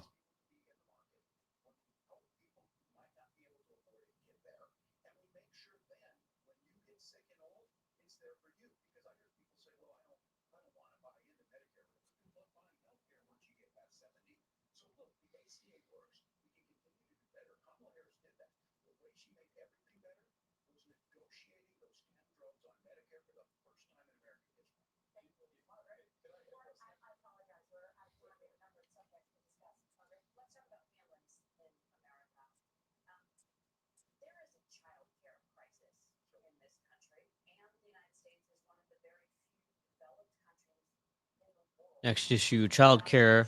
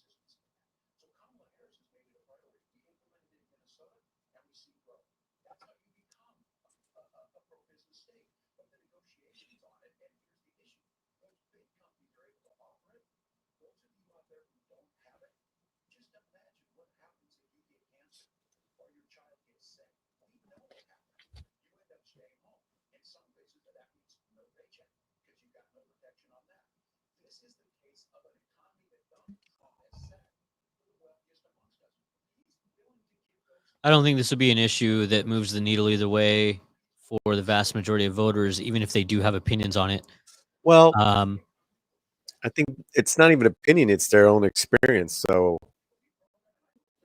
it's what their experience is or has been. Just like how me and you just said, what our experience has been. It's like I'm not really listening to Wallace because my experience was that ACA is a mess, and wasn't it. That's how I feel about that. It's kind of like I'm not, just based on my experience, and I think a lot of voters will either be you're going to base it off their that experience with that healthcare.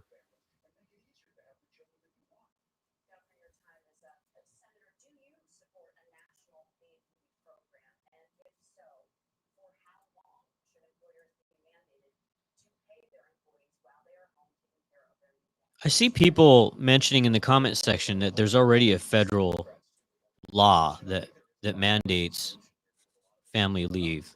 I don't know if that's true, but that sounds right.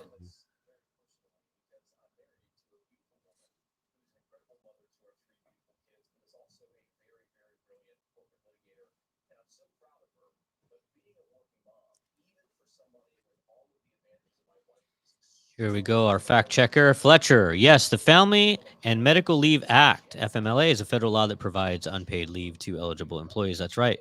FMLA. That's right. I knew it was something. Thank you, Fletcher. Thank you, Fletcher. Fletcher's the man. Oh yeah.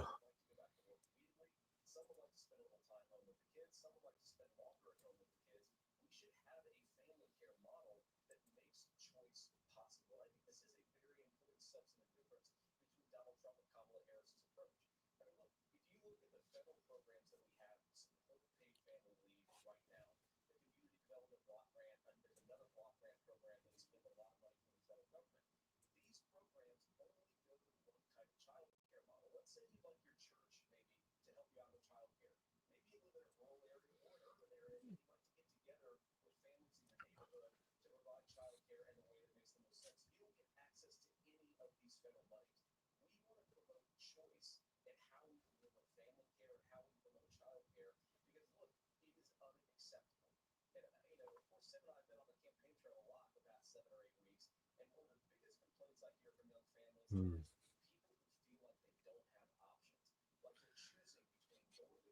I actually do think that these two candidates respect each other. That's good.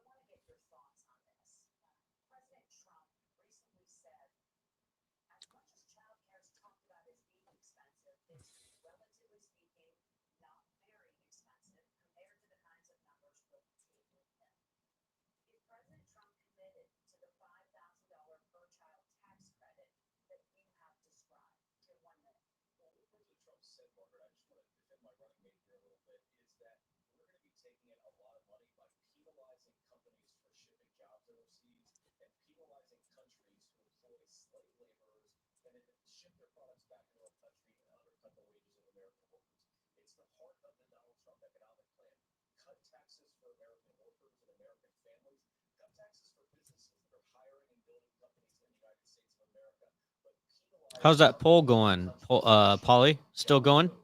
Oh yeah. Where are Let me we check at? in What's the right poll now. say so far? Okay.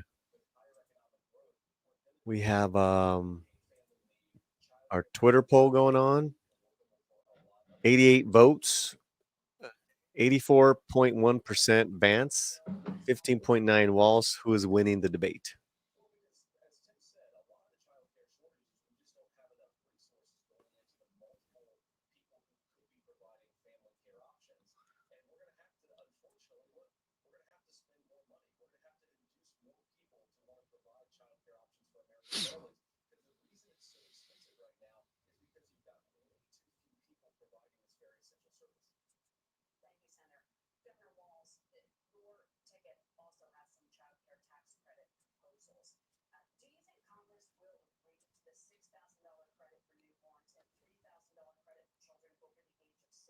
I hate I hate credits. Why don't they just give us a break on our initial payroll taxes? Mm.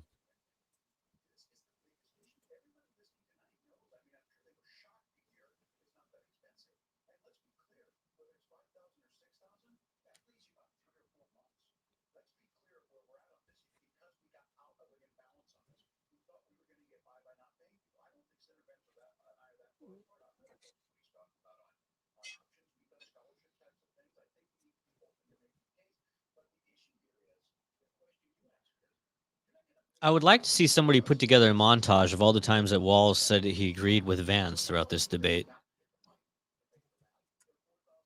Right.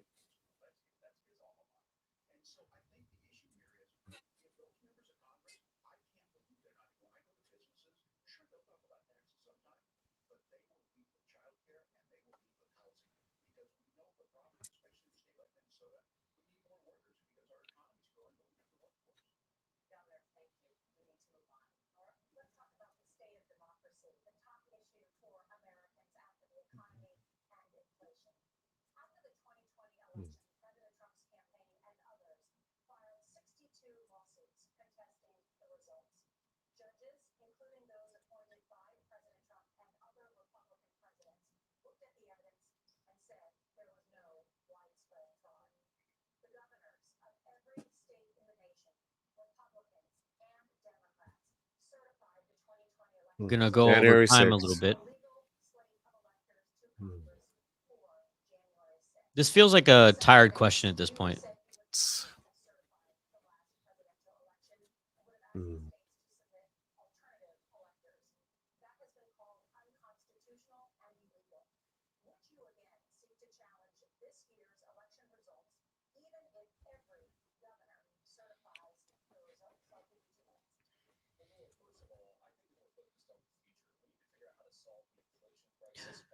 Darth, I keep seeing you throw around the word statist in the comments. You must be have libertarian leanings because I never hear that word statist from anybody else who's not libertarian leaning. Mm. And I use that word a lot, by the way, statist. So I'm saying that as a compliment because I am anti-statist myself.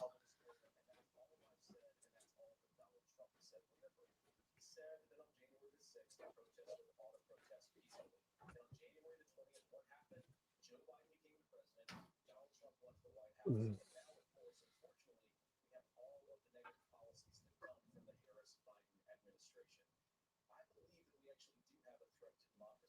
Darth Vader says, Plato. I almost said Darth Vader. He said, fair enough, but I'm not a libertarian. That surprises me.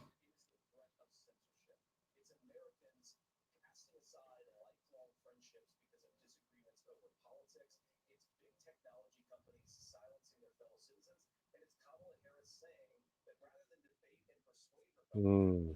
That's a great answer.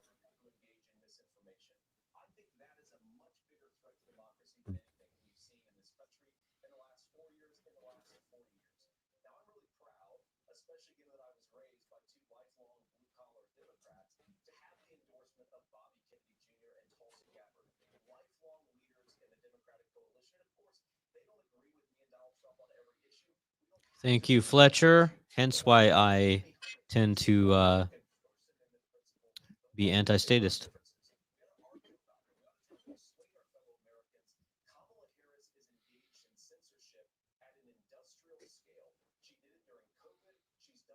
I see Raf trying to give me a history lesson on libertarianism. I already know all this. I've written essays at Foundation for Economic Education, all types of places about the history of libertarianism. You're not telling me anything I don't already know, but I'm sure there are some people in this comment section that don't know that.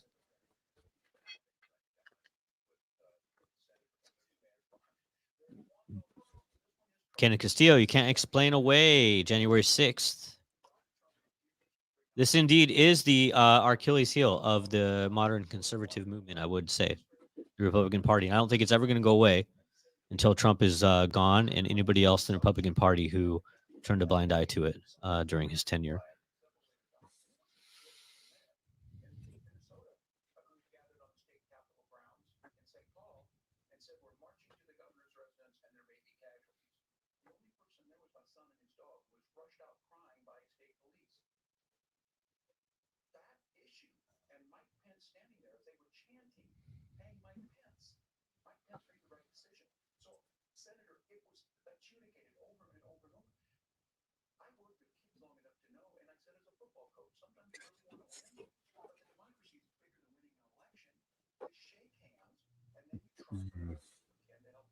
I have such a hard time with this defense of democracy coming from the left when they tried to keep third party candidates off the ballot. They didn't try, they did. Yeah, they did. And They did. They're still doing it. That's why well, I'll put a pin on that.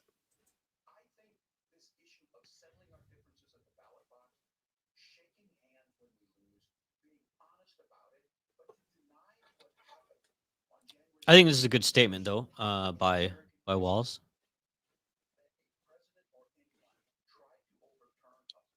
To the base. I think this bodes Not to well for independence. him as a good Not way to to close. independence. Not to independence.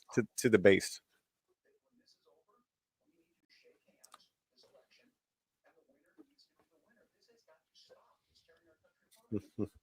All right. Well, that's I think that bodes well for Walls.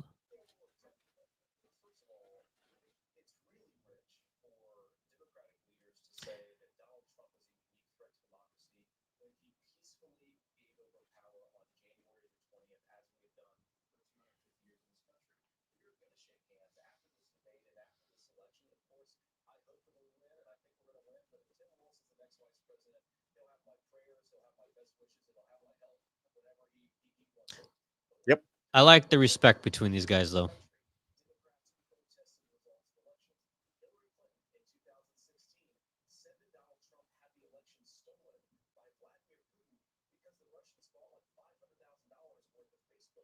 Wow, Walls looks terrible.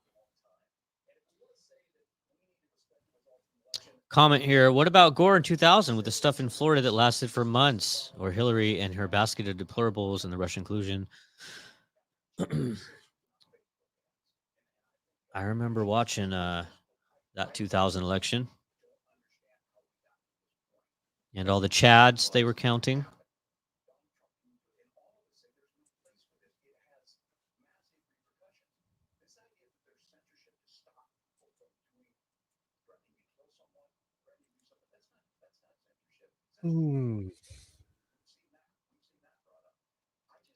I don't think Walls.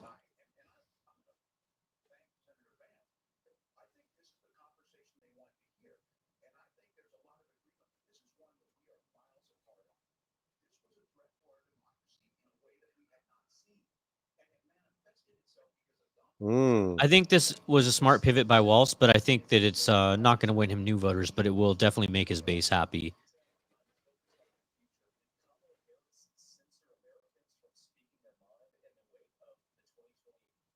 Wow.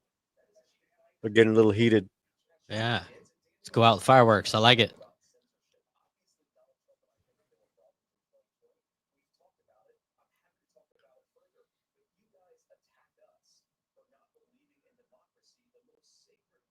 I would have brought up Walls' snitch hotlines.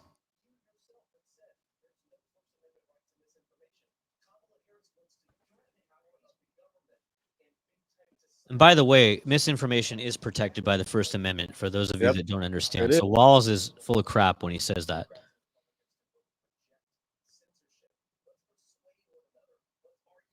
Walls really has to work on his body language, though. He had a good thing going for him, and now he's looking a little bit rabid.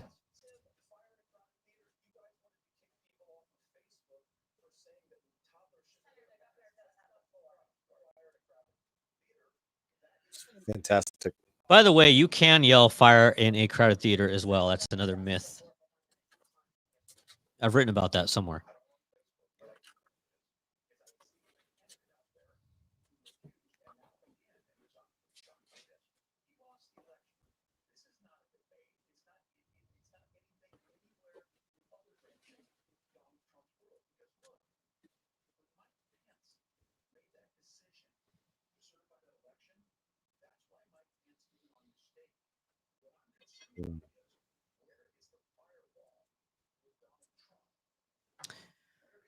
Here's the thing.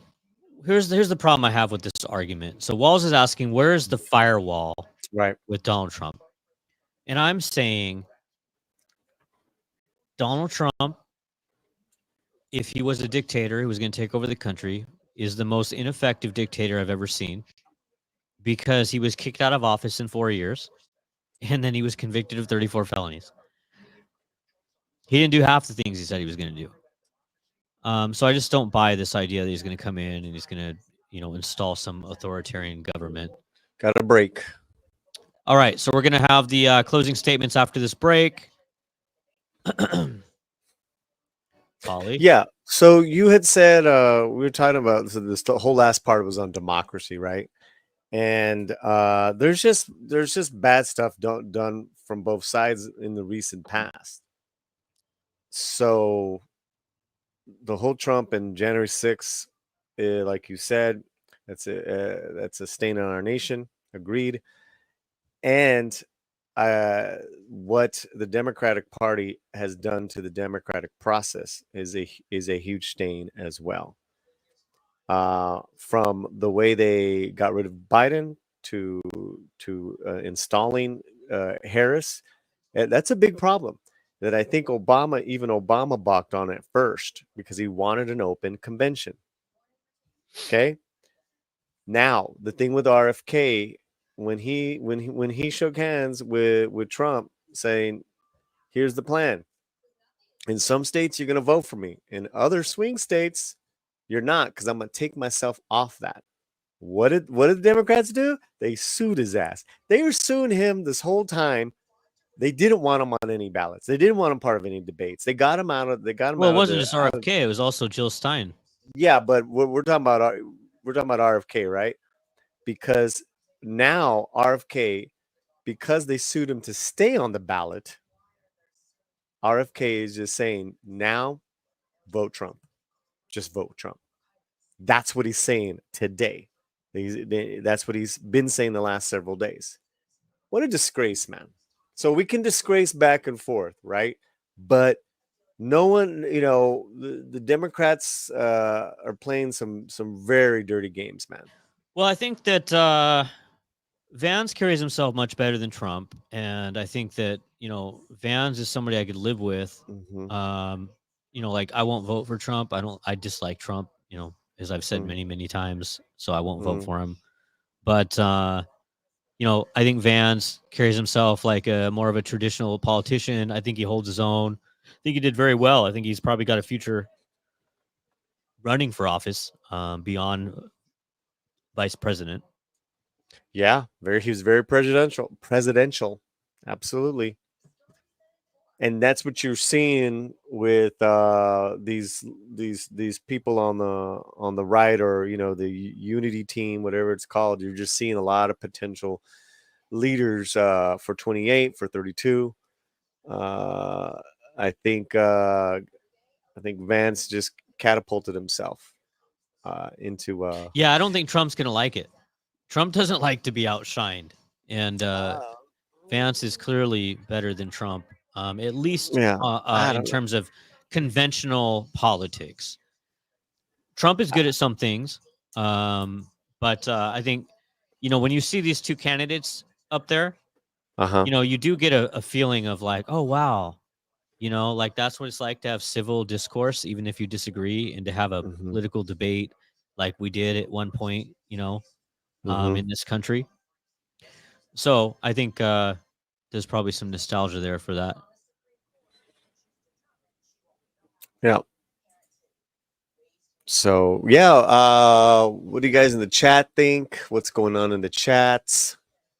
And we got an update on our voting poll on Twitter. 97 votes now. Who is winning the debate? 85. Yeah, and we're over 200 live viewers too right now. That's dope. So 85% Vance, 14% Waltz. All right, there you go. There you go. So we're live streaming right now on X, Instagram, and YouTube. So we're gonna have closing statements, and if I remember right, I think Vance got the last closing statement. Here we go.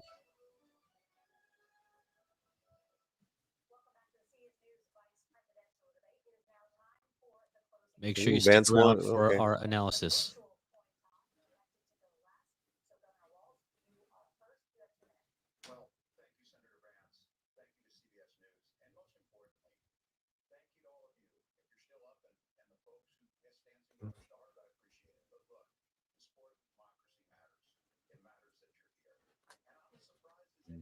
Whoa.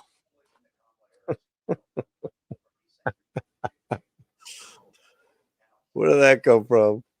He mentioned Dick Cheney.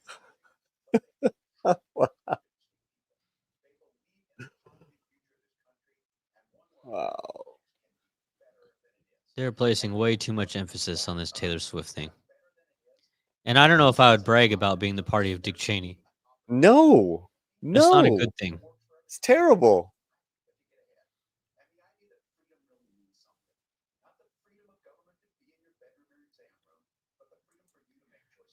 They're so full of crap when they talk about being pro freedom. It's so ridiculous. I don't believe it for a second. This is where this guy's the most phony. He doesn't believe in freedom for a second.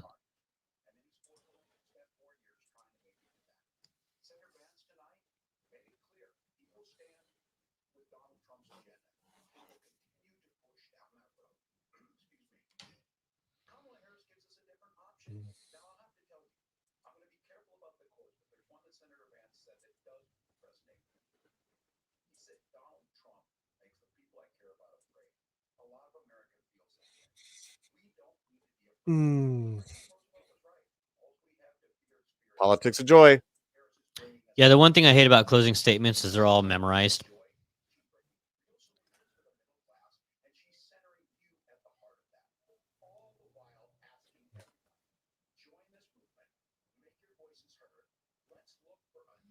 The warmonger Cheney. Yeah, I think that's what a lot of people think of when they think of Dick Cheney and Donald Rumsfeld. And all right, let's look at Vance.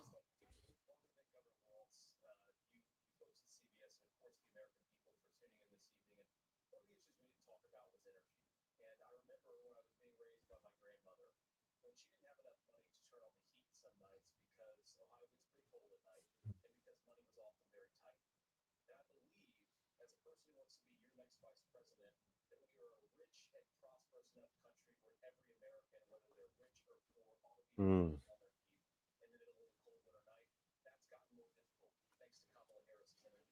Mm.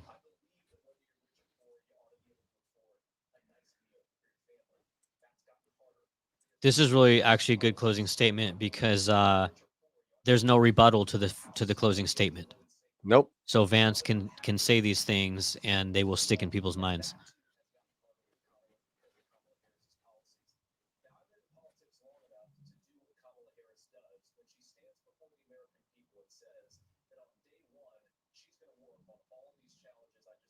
Mm. Wow.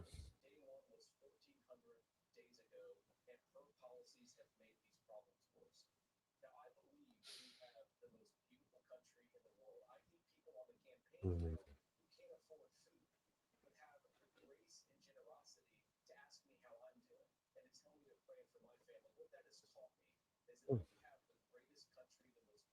This is really good.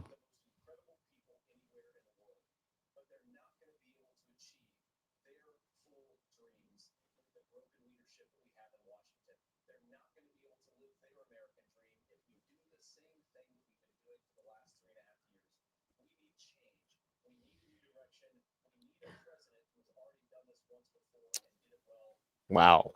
I knew he would be this good because I thought about the book he'd written. And generally people don't write books like that who are idiots and who can't communicate Mm. well.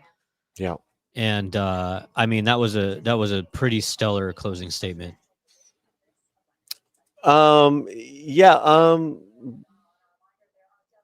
I mean, yes, and let's give Waltz, his props. He didn't he wasn't unhinged. I think No, he had problems with he had definitely had some problems, especially when he they had, asked he him had, about lying. he had a Um, couple moments, but overall I thought he was. Overall, Waltz did way better than expected. And he was able to have a great conversation with Vance. Um, However, I give Vance credit for not mentioning Haitians eating Peeps pets or Tampon Tim. I He noticed that was trending on Twitter. Tampon twin is Twitter. Yeah. Shinatsky, I'm left wing and right wing on different issues. I think, yeah, I'm one of those pesky people that like to make my own mind instead of having a group tell me what to believe. And that is a yes. I'm right there with you, Shinatsky. Yeah. I'm excited for later tonight when I get to watch the reruns of the analysis of all the stations. Mm, I think CNN actually has some pretty good analysis right now since they've switched things up, and they usually have a pretty good table with about 7 or 8 people giving some pretty good analysis. hmm I uh, I thought it was a good debate for a number of reasons. I thought it was good because they were respectful toward each other, but they were still strong, and I think you could still see a clear difference between both candidates, both parties. I think it was a good introduction of each candidate to the country because neither one of these guys really have name recognition nationally on a national scale. So this was really an opportunity to introduce themselves to the country.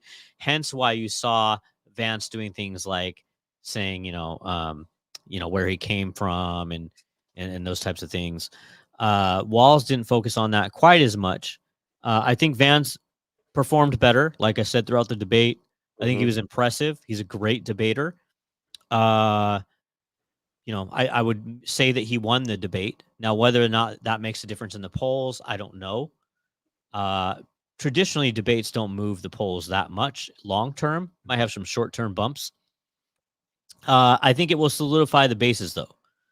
I think some Republicans might actually feel more comfortable now after hearing Vance, mm. and so that might help Republicans a little bit more than Democrats. I think Democrats are going to stick with Kamala no matter what. Well, I think with the independent votes, it actually might make them feel a little better to vote for that party, to vote for that ticket, not the party, that ticket, right? You saw a very a I thought it was masterful. I thought he did an incredible job. That was my thing. Is as good as Walsh was, Hmm. Vance was just on another level, and it was clear to me. Yeah, no, I mean, And he even that tough question of what was the toughest question in regards to Trump? Uh, they were just putting him on the spot. He handled it okay. It wasn't great, but he handled it pretty good. Um, I'm wondering all those people that are hardcore Tulsi, hardcore JFK, RFK Jr. Followers. I wonder if they're gonna feel better about the ticket as well now. that's actually a really good point. hmm And after the endorsement by RFK, there was a hmm like a 3% bump. No, there's a 5% bump, but they expect the voting bump to be around 2 to 3%. And so I would think so. I would think that there's probably a fair amount of people who looked at Vance and said, "Hey, Vance might be somebody we can hang our hats on long term after this Trump era is done." And they might feel a little bit better because obviously Trump comes across as a bit unhinged at times.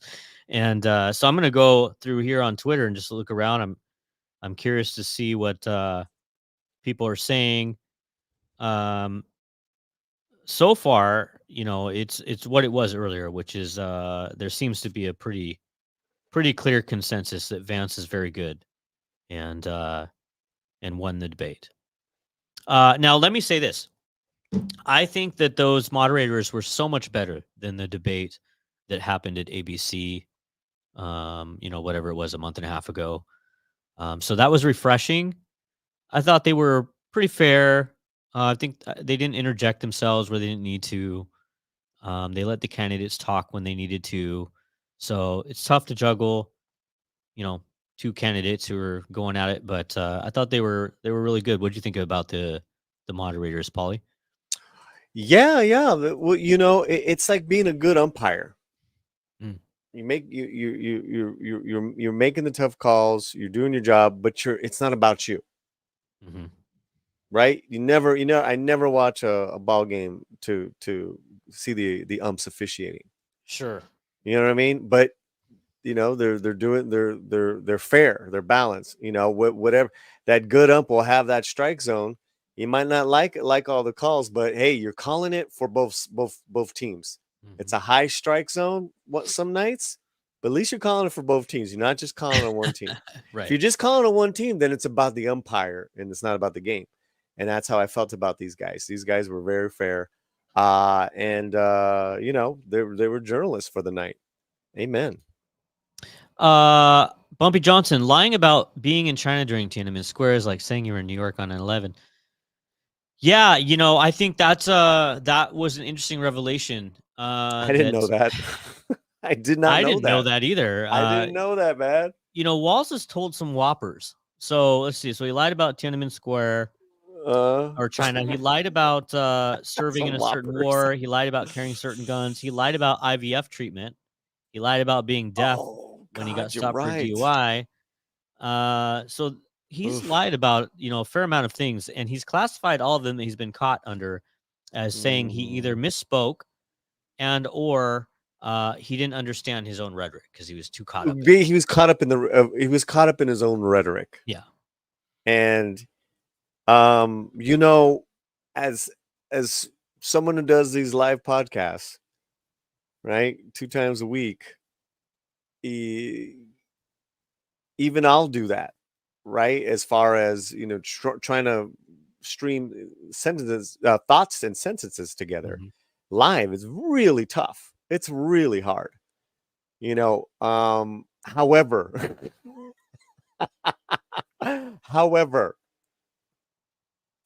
I'm not gonna lie, dude.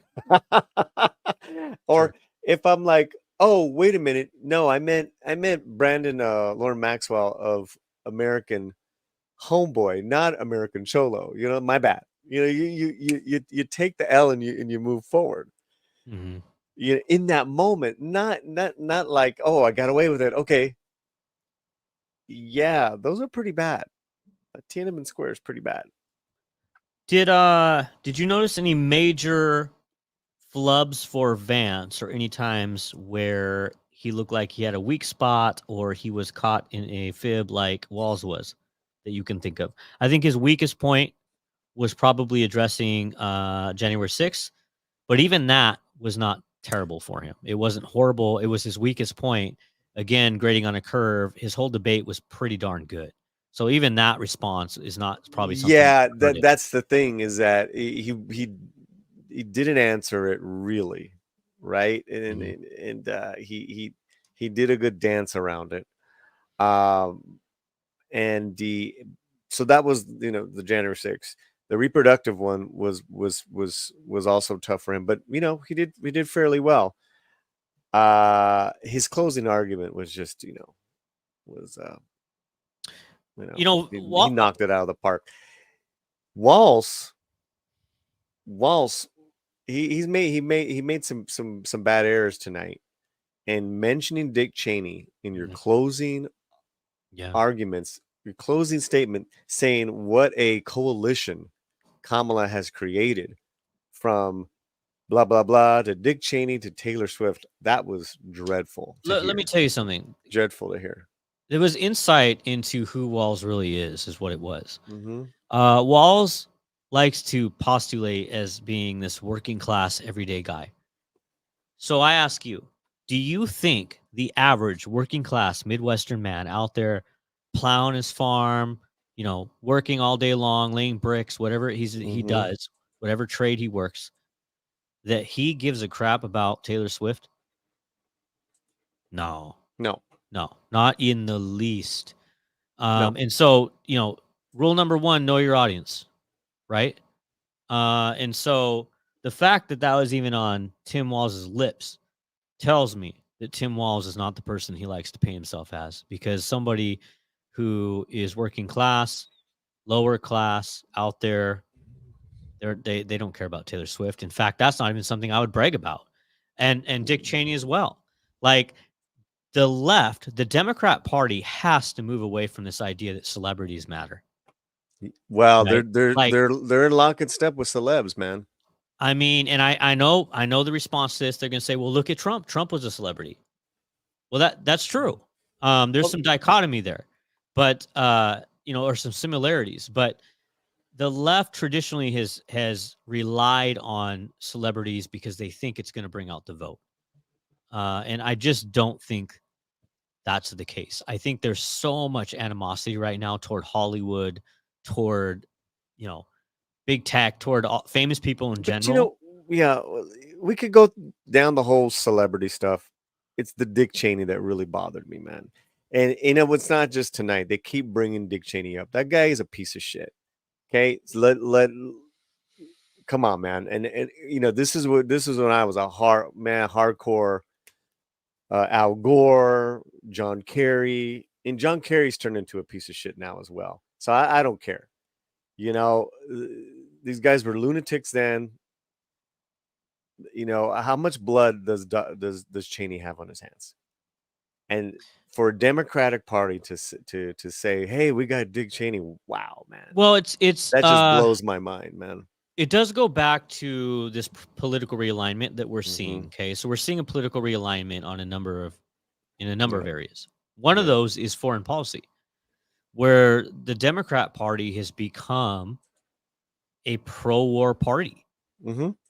They have become a party that advocates for foreign meddling, whereas the Republican Party is not the Republican Party that it was 20 years ago, 15 years ago, even. Hmm. Now they are largely isolationist and non-interventionist. They're going back to their roots because that's actually how they began. You go back to the late 1800s, early 1900s. Hmm. Hmm. The Republican Party was largely non-interventionist, and then that changed over time. I don't know if it was Barry Goldwater. I don't remember who it was exactly under that, but they were on that tip for about 50 years, and now that's changed. So Yeah. that's one political realignment that we're seeing. The other one is uh, with the types of people who support each party. There's a spate of polls that came out over the past week showing consistently that Latinos are at 40% support for It's the crazy. Republican Party for Trump. That's So to put that crazy. in perspective, the Yeah. highest percentage that Republicans have ever gotten in the history of the Republican Party from Latinos is 43, 44%. That was under Bush, 2000, Was it 2004. that high? Yeah. So Okay. Bush did really good. He did great in 2000 and 2004 for a number of reasons. Hmm. You remember back then you had compassionate conservatism. Most immigrants were Mm. Mexican. He spoke Spanish. I mean, he was good with that vote. That went away with the Tea Party, went further away with the initial run by Trump. Hmm. Now it's coming back around, and Mm. the Democrat Party is losing Latinos like crazy, and they're losing the black vote. They're not losing it, but they're losing black voters. There was a time when they were getting 95%, 97% of the Mm. black vote. Now Hmm. they're polling at 77, 85%. And that's crazy. I mean, it's crazy to me that the black community even supports him in an overwhelming majority like that. However, if you have a Republican candidate who's peeling off 16% of the Latino vote and 5% of the black vote, that's a political realignment. And that can swing a state, But see, especially a state like Arizona. so this is what I was talking about, was that okay, so that's going on. So the Latino pundits that I'm seeing, from Hosa to Leguizamo to I don't know what, they're basically saying, well, those Latinos want to be white. Those Latinos, are just, they just hate themselves. So all the pundits, they don't take in the fact what you just did and how you laid it out. They don't take that in to ask why. Over the last 12 years, dozen years or more, it's been this slow shift. It's not overnight. Mhm. Like, what did we do wrong to lose you guys? Not hey, there's something wrong with you. Like, it's like a textbook, man. There's something wrong with any Latino who even thinks of being a little conservative. How dare you? Shut up and vote. Shut up and go vote. Like, that is the rhetoric out there, man. And all I can say is, if you keep that up, you're just gonna be in for a rude awakening. Because what Brandon just laid out, those are the numbers, man. Like them or not. Like them or not. I did a video, or we talked about this earlier. I did a video, guys, where they had a in Pennsylvania, they call it the Latino Belt, certain part of Pennsylvania, kind of close to the Jersey border. Shout out to Jersey, where haha, you like that? Where they were doing Harris Walz campaigning, and they did this event specifically for Latinos, and they had two actors and no one knew who they were. Brought them out. I know who they are because it's Latino Slant. They were blaring reggaeton, loud ass reggaeton outside. It's like, how can you even talk to any Latinos if you have that loud ass music? But more importantly, there were no Latinos in the audience. It was all white people. And that was the video on the field report. It was like, yeah, I maybe had talked to like 5 Latinos out of 1,500 people there. That's where your problem is at. Mm-hmm. That's where your problem is at. Well, there's a lot of problems, but you don't if you don't even know how to approach the the voting demographic. I'll give you this: at least y'all stop saying Latinx. It But does seem to be fading. it's still the Latinx thinking. Yeah. Oh, yeah. Let's bring out the celebrities that does nothing for the voters. First of all, they probably don't even know who they were, right? So yeah, that's and even Johnny Legs was saying that as well. It's like, we need Bad Bunny and J-Lo. It's like, even then they ain't gonna care, man. Yeah, they ain't gonna care. You had a lot of people who were upset. It's the thing is with the celebrity audience. Each celebrity has to understand. You're on a good day, you're gonna if you go political, you're gonna piss off half your audience, maybe more, maybe less, but you're gonna piss off a demographic of your audience. Why? Because they're not in love with you because of your politics. That's not what drew them to you first. It's either your acting, your music, you're playing ball. I don't know what. So the celebrity endorsements always it's always a thing there, right? And relying on everyone from George Lopez to Legs to J-Lo, it's not going to move the needle, guys. It's not going to move the needle. And you're seeing what's moving the needle is the policies, the issues of the day, right? Inflation, economy, security. I don't like the way. I don't like the other way. I put my foot down on how the rhetoric of illegal immigration has been talked about. I don't like it. You're not going to change my mind. It's dehumanizing and disgusting. You need to elevate that shit. But that being said, there's a lot of Latinos that don't care. So anyways, I'm sorry. No, I do think, I'm kind of with you. I don't like the rhetoric about the anti-immigrant rhetoric coming from the right or the left, really, at this point. But I do meet a fair share of Latinos who have changed their view on the border and immigration. And I think some of this is because of the changing face of immigration. Most immigrants who come here are no longer from Mexico, and the vast majority of Latinos in this country are of Mexican descent. And so nobody wants to mention that or talk about that, but I think that that's a large reason why. And so you can have this blanket argument, right? Like, hey, we were all immigrants. This country's all immigrants. That's not what's going on here. There's some other shit going on. Why aren't we really talking about it? It's two different worlds there.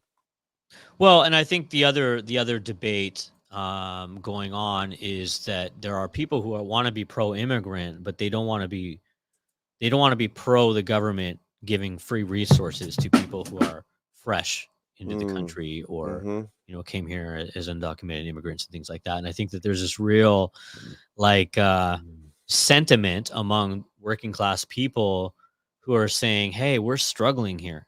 Like we can barely pay our bills, we can barely get by." And then you have people that come here, and the government just gives them assistance and prioritizes them over its own citizens. Mm. And I think that that viewpoint is also can be applied to the foreign meddling. I think the average working class person looks at all the wars happening, Ukraine and things like that, and says, "Hey, why aren't we focusing on American citizens or people who live here? We have all this money that we're sending over to fund, you know, the Iron Dome in Israel, and all this fighting going on in Ukraine, and et cetera, et cetera." And I Or think they're hundreds of saying, thousands of or hundreds of thousands of our troops in Europe and right. all over the world. Yeah. So I think there's a Mhm. real sentiment there of being like our government is ignoring its own citizens. And the Republican Party is on the right side of that issue, I think, for most working class people. And the Democrat Party again has sort of become this interventionist party. Yeah, yeah. Again, it's like with reproductive rights. Is this the way that they handle their rhetoric with illegal immigration, undocumented workers? Is it a deal breaker for me? Is it the most important issue of the day for me personally?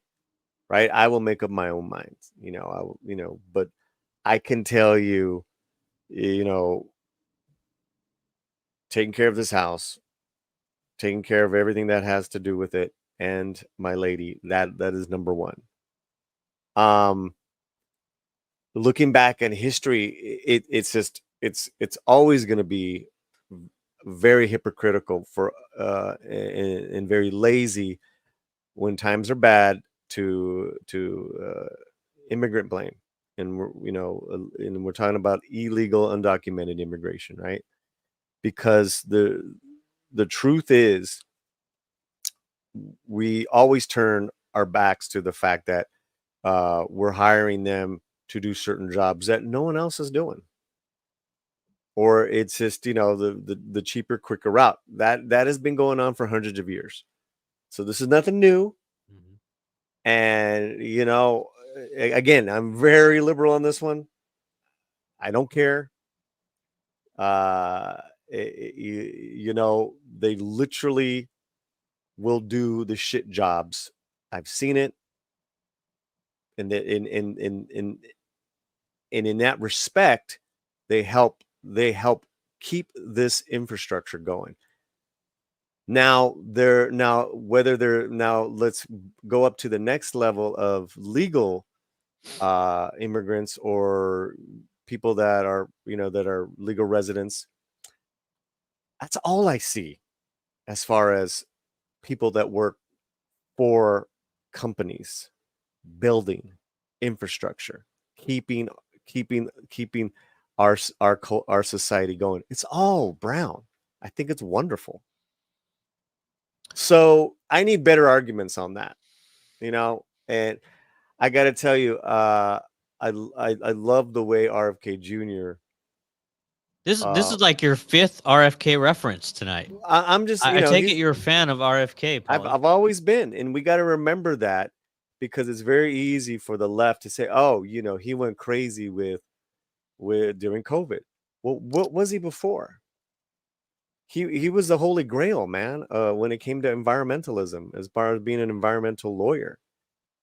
And he reminded me that he worked with the UFW and Cesar Chavez for decades. And he was a pallbearer for Cesar.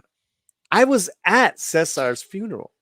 I wasn't close. I was way in the back along with thousands of other I was a Well, that I didn't know 23, that. That's 24-year interesting. old man, young man. It was important for me because he was my high school hero, Cesar Chavez. Fletcher, To go. can we fact check Paulie here that he was really at this funeral?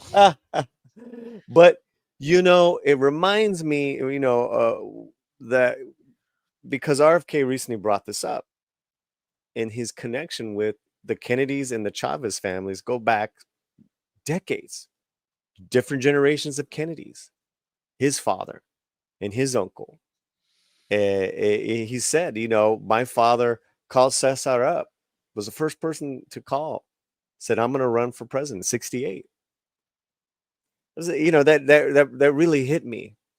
And then when RFK Jr. said, I worked with Cesar for years before he passed away, and we have to remember that Cesar, to get the best deal for his workers in the UFW, is that he himself was not a fan of hiring illegal work, and that hit me, man. That hit Yeah. me. Well, there's he wrote an op-ed in the San Francisco Chronicle or something like that. I have it. So I have it on my phone or on my computer. And he made his case about why he Mhm. was against undocumented immigrants taking American jobs, but he wasn't anti-immigrant. And he actually clarified his position in it because some Mhm. people have said that he was anti-immigrant. He was not anti-immigrant. We do have a fact check here. Fact check. Paulie was the man behind the grassy knoll. All right. Thank you. Thank you, Yeah, Darth Plato. yeah. I didn't pay a lot of attention to RFK till I heard that he chainsawed the head off of a whale, and then I instantly liked him. And so he had my attention, but up until that point, I didn't pay a lot of attention to him. Yeah, yeah, Um, yeah. but I know he's got a pretty loyal following. I mean, that's who I follow, and Michelle, Shanahan, and Tulsi. I listen to their speeches daily. They're going all over the country. They have been. They speak a lot of common sense to a lot of independents like me, and yeah. I'm looking ahead to their future as future leaders, and I'm very excited. I want Michelle to run for California governor, and yeah, yeah, yeah. I never said that Cesar Chavez would not support Trump. I don't know where you get that. Ralph is in his own universe tonight. That's all right, Ralph. Uh, you know, we can still love our family members and not agree with their political stances. So I don't understand your point. I mean, that's always going to be that. I would say that people like Tulsi, RFK Jr., Michelle, all of them, Elon Musk. What do they all have in common? They were all Democrats. Again, what did the party do to lose them? Stop pointing fingers, guys. That's that stupid, party mentality. What did we do to lose that if I'm with that the Democratic Party, how did I lose all these Latino potential voters? What's going on? Well, I've been saying for a while that I think that Mm. the further left, the more woke There's side no of the Democrat call-ins, Ralph. Party. I'm not doing any call-ins, and I'm not going to argue with you anymore. Okay, we don't do call-ins here. Oh. Sorry, Brandon. Sorry. All Yeah, right. we don't. If I'm missing the point, I it's would like to my get a point. number. I would If like it's to get a number so we can do if it's call-ins. Brandon's point, it's Brandon's point. If it's my point, you have your point. And you know what? If you're that passionate, I encourage you to start your own channel. I encourage everyone to start their own channel so your voice can be heard. Okay, I bring in all different types of people. I'm here. We worked hard all day long doing our thing, and yet we get on here to listen and listen to you guys and voice our opinions. That's it, man. Well, I'm a Sorry, little bit Brandon. different than Polly. Raph, Little. I want you to stick around harassing Polly, and I don't want you to start your own YouTube channel. I want you to stay in the comment section. I prefer to have a comment section filled with people who disagree with me. That's where I feel good and thrive. So I start to feel very uncomfortable when people agree with me. So Raph, keep doing what you're doing. You're I like like it. Roth. Don't start your own channel. Stay here. Stay here. Keep harassing Polly. One day I'll get a phone for you. I'll figure out a way to plug it into this roadcaster and we'll take calls. And I would love to do that. I've thought about that. Yeah. I'm just looking forward to the when's when is the date, the election? The The election 6th? was I think it's November 6th. I'm Something looking around forward that to first November week of 7th. November. Yeah, it's gonna be a good one. I think I'm supposed to speak I think tentatively at San Jose State University a couple days after the election. We are going Um, to be in Mexico, so we are oh, voting okay. early. Oh, all right. Yeah. So you're not going to do a write-in. You're just going to vote and then. However, we already got our paperwork. We're going to Okay. figure that out. We want to, we got to get our votes in. No, we're celebrating Romy's 50th, and we're going to be in Mexico. All right. Well, congrats to you. Okay, we'll stick around for another 15 minutes or 12 minutes or so, and then we'll wrap this up. So if you want to come and leave some comments, now's the time to do it. No. All right. And, Yes, by all means. 102 votes. We have 27 minutes left on our Twitter poll. Brandon. Okay. 102 votes. All right. Who's winning? Who won the debate at this point? Vance won 83.3%. Waltz 16.7%. All right. So Walls has come up in the polls. He's at 16%. Yeah. All right. Last call for comments. I see in the comments. Yeah, let's get some comments going. Well, we have a lot of comments, but it's a lot of back and forth. Yeah. I do have a couple people saying, why can't I see the other comments? I think you need to come over to my YouTube where you'll see them all. So if you go to my YouTube, it's a central location where I see everybody watching and everybody leaving comments. So like right now, we got about 220 people watching across our platforms live, and then we have a bunch of different comments. But if you're only on one platform, then you're only going to see those comments or those viewers. So you probably have to come to the central spot, which is my YouTube right now. That seems to be how they're working. So going forward, do I think that this will change the trajectory of the race? I don't think it's going to change the trajectory of the race absolutely necessarily, but I think it's going to make some Republicans feel a little bit better having Vance perform as well as he did. And I think that Walz is probably happy there's not another debate to have to go to. So, well, they're doing separate town halls for is that the 60-minute one? Univision. No. Okay. All right. Spanish town halls. Trump is going to be in Miami, and then like 2 days later, or I forgot the dates, but Kamala will be in Vegas. I don't expect that to have make any difference whatsoever. I don't think those are going to make any type of changes. So, well, we got the memes are coming in. I shared a meme. Brandon. Oh, did you? Do you have a collection? No, I just got one right there. All right, I'll add it. Let's see here. Tambo, boys. Well, that issue did not come up. It didn't. I didn't see that issue come up. I thought for sure that now if it had been Trump that was on that stage, he would have brought that up. I saw that was trending on Twitter. Tampon Tim was trending on Twitter. I actually respect and like the fact that Vance stayed pretty much out of the. Okay, I'm gonna correct. All right, we're gonna go. I'm gonna go. Raf, you're thinking too modern. Okay, Cesar Chavez, all right, was a vet, served in the Navy, devout Catholic. I doubt highly he was pro-choice. Okay, so he went toe to toe, God bless him, with Ronald Reagan, to get his union to be heard.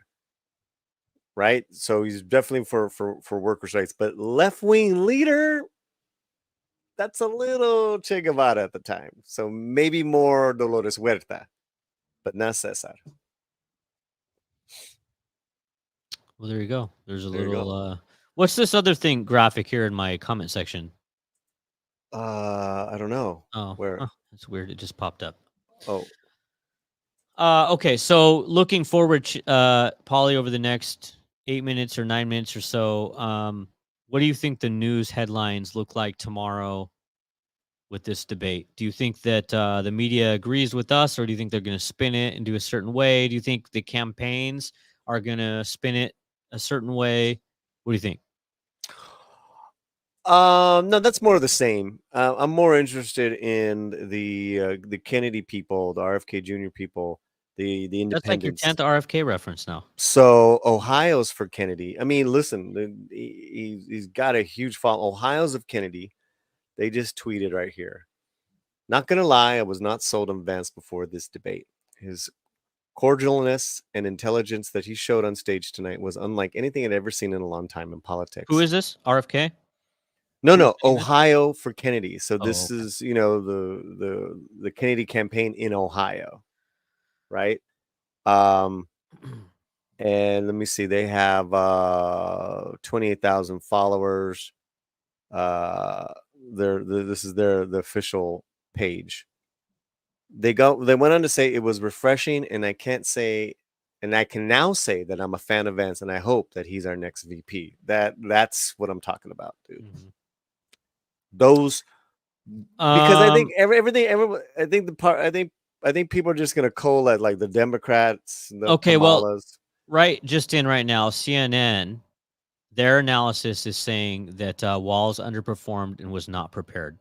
Oh, So that's CNN oh, right now. look what they just said in look, Dragon Bricks, who's a member of my channel, MSN headlines, MSM headlines. Waltz destroyed Vance. What?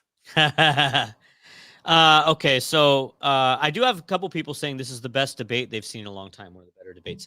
Now, I think in the context of having to watch Kamala and Trump in the last debate, this debate seems like, we've made a lot of progress. Again, Kamala is a horrible debater who speaks in platitudes and never speaks anything in substance and debates. Trump's not too unlike her, right? Trump speaks in I don't know if he speaks in platitudes so much, but he definitely is not a substantive candidate. And so listening to these two, at least listen to Walls Hmm. try to talk substance and listen to Vance talk substance. It was nice. It was refreshing. So it was an enjoyable debate to that extent. I can't wait to see the headlines tomorrow, though. I do think this is going to benefit Republicans just slightly with their own base because I think, like you said, there's going to be RFK supporters who are going to feel much better now after seeing Vance's performance. And I think there's going to be a few independents that say, okay, all right. So it won't be completely chaotic in the White House. You're going to have an adult in there. That adult is Vance, and they'll feel a little bit Uh-huh. better. Here's Trump just posted on the socials there. Trump Vance 24, not friends with school shooters. I So, think there okay. was a So, yeah, go ahead. yeah, I know. I mean, I think there was a miss. There was a miss. Did he misspeak He, when he said that? He said he he was was a friends with school shooters. I'd have to watch the tape again, but I think if anything, it might have been an innocent flub. Headline: New York Times. This is not Ooh. good. Headline: New York Times. Wall says he misspoke, quote unquote, about being in Hong Kong during Tiananmen Square protests. So that is not the headline that you want if you are the Kamala campaign. If Not from that's New York if Times. that's New York Times. If that's Yeah. one of the if that's one of the headlines, the takeaways from the debate from the biggest newspaper in the country, if that takeaway is Walls misspoke again, quote unquote, misspoke again, this time about China, that's not good. That can't be good for Kamala. And look, I said this early on. I thought Walls was a horrible pick. And I think that I question whether or not he was even vetted because the guy's kind of loony.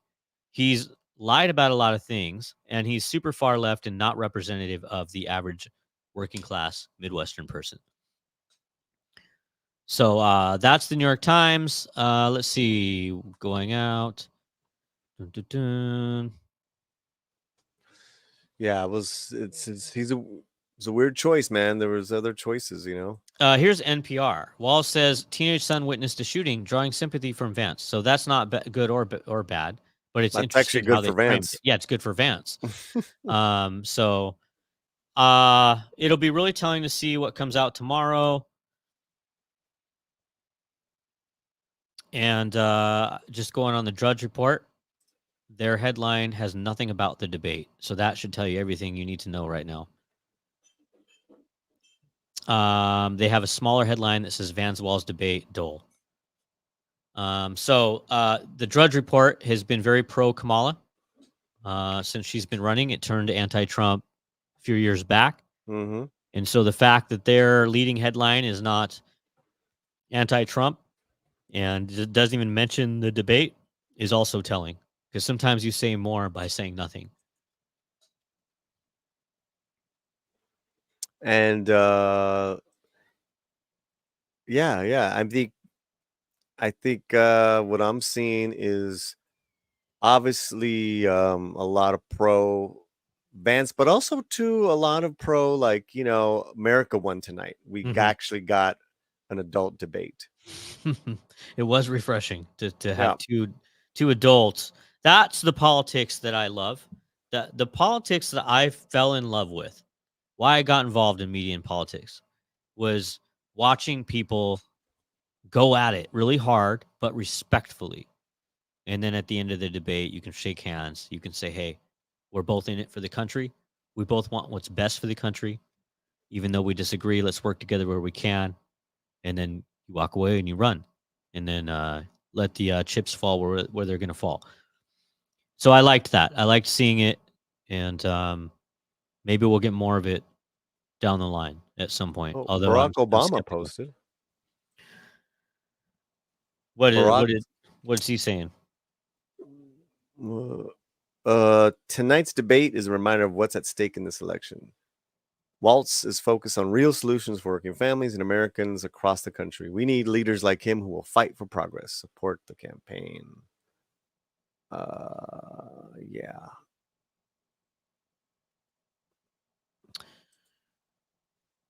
It's more like an ad. Yeah. Yeah. Well, again, it's been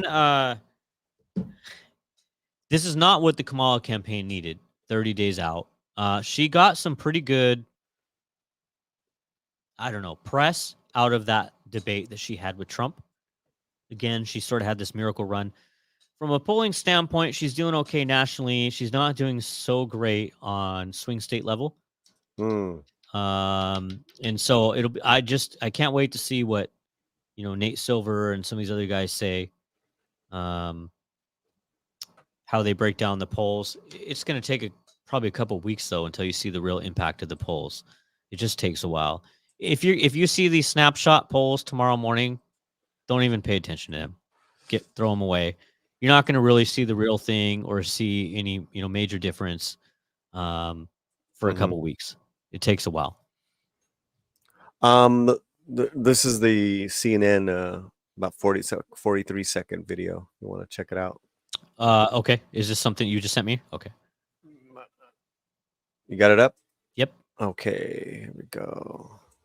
I think there was a clear lack of preparation and execution here on Walz's part. I think actually it's the opposite. I think he had too much preparation. Maybe. He had so many lines that he was clearly trying to say that he didn't listen and said when J.D. Vance said one of the many, many things he really hit Kamala Harris on, not Tim Walz, but Kamala Harris, he didn't respond because he clearly had things in his mind. I think the lack of interviews that he has done with national media, with local media, it showed. He needed more reps. Yeah, no, I agree. I mean, J.D. Vance is much more experienced at this, at public speaking, at defending himself, at pivoting. I think. Okay. At pivoting. What every politician does. Yeah. Well, I it's funny because it turned out that Walz ended up encountering all the problems people were worried about with Kamala when she went to debate that didn't happen with her.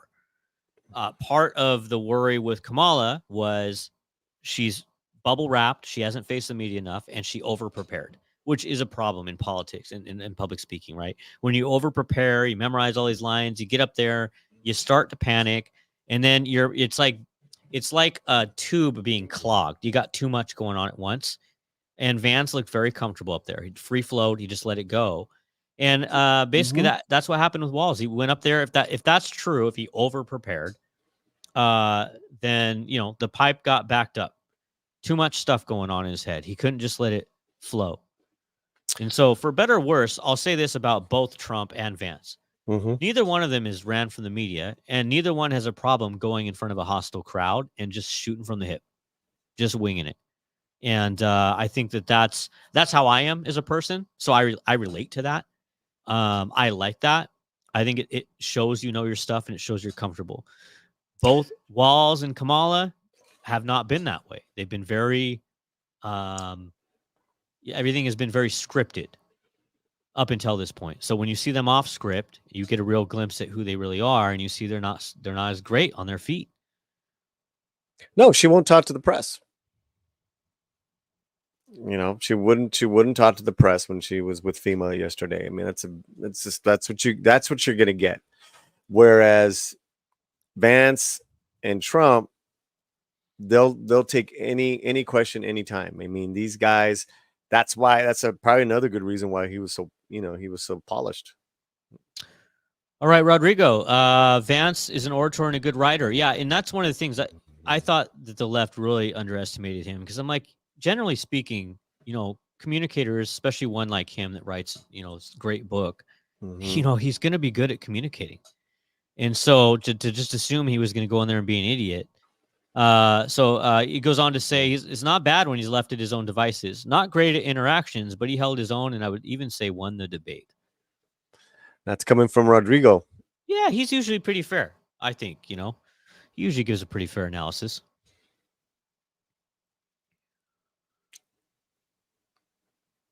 All right. Well, I'm smiling.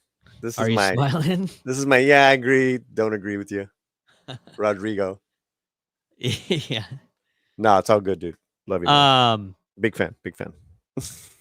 I want to say thank you to everybody who joined us tonight. It was a blast as always. We got up to like 2:30. I think we're at 2:20 right now, it says, but we got up to around 2:30 tonight as far as live viewers go. So that was great. A lot of interaction. Yeah. These types of shows are fun to do. Polly, let everybody know how they can follow you. How you can follow me? If you need a computer and then a keyboard, and then you need to go to Latino Slant YouTube, and then there's a thing where it says subscribe. Hit the subscribe. It's totally easy, even for lefties. One last parting comment here. Let's close on a good note with Raph. Raph says no hard feelings, just trying to keep a logical string going. Good. Polly has no comment. No, man. I've already moved on. It's all good, Raph. Thanks for being here. All right, you can follow me at Brandon. Wait, hold on. What? Where can people follow you, Brandon? Well, you can follow me at my website, Daily Chela, or you can follow me at my personal account, Brandon Lauren Maxwell. Not Brandon Maxwell, because evidently that jerk is some fashion designer with a similar name. I am not him. God. Brandon Lauren Maxwell. I am most active on X and Instagram and YouTube, I guess now. I do not have a TikTok. Whatever TikToks you see, that's not me. Oh. I know I'm on TikTok, but that's not me. Evidently, there's people post my videos on there. So yeah, thanks for everybody coming out. I got a great show coming up this Thursday where we're going to talk politics, and I got you'll see me every Tuesday, and then we do special events like this with Polly and the Latino Slant. We partner up, and unless you have any other parting words, Polly. A couple more things on the Latino Slant side. This live stream on the Latino Slant channel will go to a video that Fletcher did from Midnight's Edge Espanol. So that'll go happen right now. And just tune in. We're live on Latino Slant every Monday night and Friday morning. And Kenneth Castillo is going to be our guest next Monday night. Oh, all right. That sounds good. 1 second here. I'm going to respond to a comment here. I need to eat. Yeah, I'm hungry too. I'm hungry. And I can smell the food permeating from. I want tacos. I just don't know if I want to drive over to get some tacos. All right. I will fish tacos today. I will talk to you later, Polly. Thanks again. Thank you everybody for coming out. I'm going to go watch the analysis when I get home. Have a good evening, everyone.